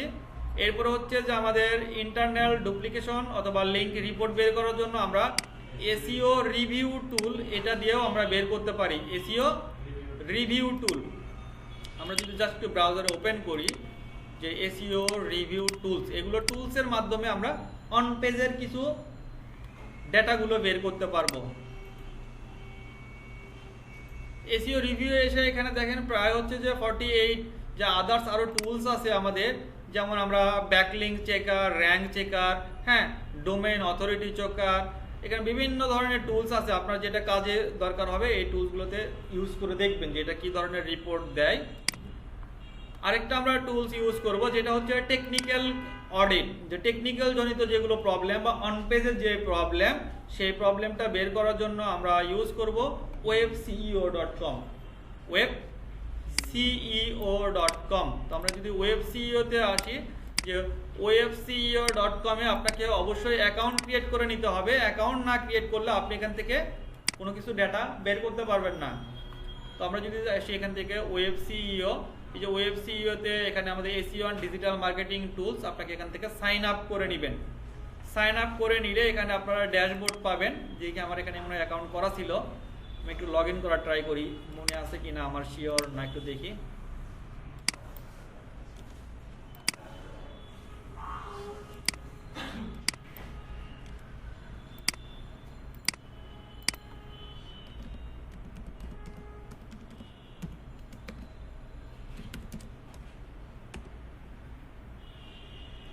আচ্ছা, যে কোনো একটা মেইল করা ছিল হয়তো, বা আবার ভুলেও যেতে পারি, শিওর না, আমি অনেক আগে বলছিলাম। জি বলেন। আচ্ছা, এই যে আমরা দেখেন webceo-তে আমরা লগ ইন করতে পারছি, যে আমরা ওয়েবসিইওতে আমার আগে থেকে অ্যাকাউন্ট করা ছিল। জাস্ট আপনারা হচ্ছে সাইন আপ বাটনে ক্লিক করে আপনার একটা ইমেইল অ্যাড্রেস, একটা পাসওয়ার্ড দিয়ে এখানে অ্যাকাউন্ট ক্রিয়েট করতে পারবেন, আপনার ফার্স্ট নেম লাস্ট নেম। এটার পরে যেটা করতে হবে, অ্যাকাউন্ট ক্রিয়েট করার পরে আপনি এখানে হোম পেজে আসবেন। হোম পেজে আসার পরে আপনাকে একটা প্রজেক্ট ক্রিয়েট করতে হবে এখানে। জাস্ট এই যে এখান থেকে অ্যাড এ নিউ প্রজেক্ট আছে না, আমাকে অবশ্যই প্রজেক্ট অ্যাড করতে দিবে না, কারণ এই সাইটে 2টা প্রজেক্ট অ্যাড করা যায়। 2টার বেশি অ্যাড করতে গেলে আপনাকে এখানেও প্রিমিয়াম ভার্সন নিতে হবে। তো আপনি একটা ওয়েবসাইটের অডিট করলেই হয়ে যাচ্ছে প্র্যাকটিসের জন্য। এই যে এখান থেকে যদি অ্যাড এ প্রজেক্টে আমি ক্লিক দিই, দেখেন এখান থেকে আমাকে বলতেছে যে আমাকে এটা আপডেট করতে হবে, তাই না? আপগ্রেড নাও, মানে আমাকে পেমেন্ট করে নিতে হবে। আর এখানে অ্যাড করার অপশন দিলে আপনি এখান থেকে আপনি যে ওয়েবসাইটের জন্য অডিট করবেন সেই ওয়েবসাইটে ইউআরএলটা বসে শুধু অ্যাডে ক্লিক দিলেই অ্যাড হয়ে যাবে। এভাবে আপনি এখান থেকে ড্যাশবোর্ডটা পেয়ে যাবেন। তো অ্যাড করার পরে এখান থেকে দেখেন বিভিন্ন ধরনের রিপোর্ট, যেমন সাইটের হেলথ চেক করতে পারবেন, ব্যাকলিঙ্ক অ্যানালাইসিস করতে পারবেন, ট্রাফিক চেক করতে পারবেন। হ্যাঁ, এইগুলো বিভিন্ন ধরনের রিপোর্ট আছে। আমরা যদি এই ওয়েবসাইটটা ভিজিট করি, এই ওয়েবসাইটের টোটাল রিপোর্ট, টোটাল ব্যাকলিঙ্ক কতগুলো আছে। হ্যাঁ, এখান থেকে আমরা সোশ্যাল আইকনের রিপোর্টগুলো, এগুলো হচ্ছে সফটওয়্যার দিয়ে, এগুলো আমরা ডাটাগুলো বের করতে পারবো, এবং কোথায় কোথায় ব্যাকলিঙ্ক করা আছে সেগুলোও আমরা এগুলো বের করতে পারবো। এবং আমরা যদি এসইও রিপোর্ট বের করতে চাই, আমরা যদি এখান থেকে একটু ক্লিক দেই, যে এখান থেকে ড্যাশবোর্ড আমরা একটু করবো কি এসইও কোথায়, র্যাঙ্ক ট্র্যাকিং অথবা হেলথের মধ্যে সাইটের হেলথে এসে এসইও অ্যানালাইসিস অথবা এই যে টেকনিক্যাল অডিট আছে না, টেকনিক্যাল অডিটে ক্লিক দিবেন। তো টেকনিক্যাল অডিটে গিয়েও আপনাকে দেখাবে যে আপনার এই ওয়েবসাইটে টেকনিক্যাল জনিত কিছু প্রবলেম আছে কি না। এই যে এখান থেকে যা যা নট ফাউন্ড আছে আপনি এখান থেকে রিপোর্টটা ক্লায়েন্টকে দিয়ে দিতে পারেন যে কি কি প্রবলেম আছে। আর নিচের দিকে যদি আসি, আমরা এখানে থেকে দেখেন যে নো 404 ইস্যু, যে তার 404 ইরোর কোনো পেজ নাই। এরপর হচ্ছে নো ব্রোকেন ইমেজ। হ্যাঁ, যদি থাকে এখানে আপনাকে দেখাতো যে ব্রোকেন লিঙ্ক আছে বা 404 ইরোর পেজ আছে। এই টুলস দিয়েও আপনি এখান থেকে বের করে নিতে পারবেন। তো আমরা টেকনিক্যাল অডিট থেকে এগুলো বের করতে পারবো। এরপর হচ্ছে যদি এসইও অ্যানালাইসিসে যাই, আমার অ্যানালাইসিসের অবশ্য দরকার নাই, আমার দরকার ছিল টেকনিক্যাল অডিটটাই বের করার জন্য। এই টুলস থেকে আপনি অডিটের রিপোর্টটাও বের করতে পারবেন। আচ্ছা, এখান থেকে আপনি অডিট থেকে অ্যানালাইসিস থেকে যেটা বের করতে পারবেন, এই যে use at least on keyword in tight tag, যে টাইটেল ট্যাগে সে ট্যাগ ইউজ করে নাই। এই যে এখান থেকে তারা ওই যে 30 ক্যারেক্টার, যে টাইটেলটা ছোট হয়েছে। হ্যাঁ, এখান থেকে অল্টার ট্যাগ মিসিং আছে। এই যে সফটওয়্যার দিয়ে আমাকে এখানে বের করে দিল। তাহলে যেহেতু আমরা ম্যানুয়ালি করছি, আমাদের সফটওয়্যারের দরকার নেই, আমরা ম্যানুয়ালি বের করে নিব, এতে আপনাদেরও সুবিধা হবে। তো এই টুল ওয়েবসিইও দিয়ে আপনি এভাবে বের করে নিতে পারবেন। এবং ওয়েবসিইওর পরে আমরা আর কোনো অবশ্যই এখানে টুলস নাই। আর এখানে আরেকটা অপশন আছে যে আমাদের যদি HTTPS এবং হচ্ছে SSL মানে কি, সক সিকিউর লেয়ার, যে আমরা একটা ওয়েবসাইট যখন কিনবো, যখন আমাদের ওয়েবসাইটের সাথে যদি SSL সার্টিফিকেট অ্যাড করা থাকে, আমার ওয়েবসাইটটা সিকিউর হয়। এই যে দেখেন এখানে একটা তালা চিহ্নর মতো আসছে, তাই না? এটাকে বলা হয় সিকিউর। আমি যদি এখানে ক্লিক দিয়ে তালাতে, আপনাকে দেখাচ্ছে কানেকশন ইজ সিকিউর, আপনার এটাতে SSL সার্টিফিকেট অ্যাড করা আছে। তো এটা কিভাবে অ্যাড করা আমরা ক্লাসে দেখব। আর যদি ওয়েবসাইটের এরকম SSL সার্টিফিকেট না অ্যাড করা থাকে, এগুলো হচ্ছে ডেঞ্জারাস মোডে, তাহলে অবশ্যই একজন ভিজিটর এটাতে ভিজিট করতে ইতস্ততা বোধ করবে, যা বা প্রবলেম ফেস করবে, বা এটার কোনো তার হয়তো বা ইনফরমেশন হ্যাক হওয়ার সম্ভাবনা থাকে একজন ভিজিটরের। হ্যাঁ, সে বা এগুলোতে ভাইরাস প্রোটেকশন না, ভাইরাস অ্যাটাক করতে পারে এই ওয়েবসাইট ভিজিট করার মাধ্যমে আপনাকে। তো এই জন্য এগুলো যদি ক্লিক দিয়ে দেখাচ্ছে your connection is site is not secure, মানে এগুলো আমার সিকিউর না। তো ক্লায়েন্টের ওয়েবসাইটটা যদি এরকম নট সিকিউর হয়, আমি অবশ্যই ক্লায়েন্টকে বলে দিতে হবে যে আপনার ওয়েবসাইটে SSL সার্টিফিকেটটা অ্যাড করার জন্য। তো SSL সার্টিফিকেটে যাদের ওয়েবসাইট বা SSL নিয়ে আসে, ওয়েবসাইটের শেষে www অথবা এটার সাথে আপনার থাকবে হচ্ছে HTTPS। এই যে দেখেন HTTPS আছে, HTTPS এই এস দিয়ে যেগুলো SSL সার্টিফিকেট থাকে HTTPS মোডে থাকে। আর যাদের সার্টিফিকেট থাকে না, SSL সার্টিফিকেট নেই, তারা HTTP মোডে ইনস্টল করতে হয়। তার মানে HTTPS দিলেও তাদেরকে নিবে না, কারণ তাদের সার্টিফিকেট নাই। এই SSL সার্টিফিকেটটাও কিনতে হয়। তাহলে আমাদের যদি এসএসএল সার্টিফিকেট না থাকে ক্লায়েন্টকে অবশ্যই রিকমেন্ড করব যে আপনার এসএসএল সার্টিফিকেটটা অ্যাড করার জন্য। এই তথ্যগুলোই আমরা যা এক্সেল শিটে দেখলাম, আপনাদেরকে শুধু কমেন্টস মানে এই জায়গায় মন্তব্য করতে হবে যে আমরা এই টেকনিক্যাল জনিত যে প্রবলেমগুলো ছিল, আমরা একটা ওয়েবসাইটে যত ধরনের প্রবলেম দেখলাম সেইগুলোতে যেগুলো প্রপার রেডি থাকবে সেগুলো ওকে লিখে দিবেন, যেগুলো প্রবলেম ফেস করবেন বা প্রবলেম হিসেবে আপনি পাবেন সেগুলোকে আপনি সলভ করার কথা বলবেন, অথবা কি কি প্রবলেম পাইছেন আপনার মতো করে মন্তব্য করে দিবেন। এই ছিল হচ্ছে যে আমাদের এসইও ম্যানুয়াল অডিটের কাজ।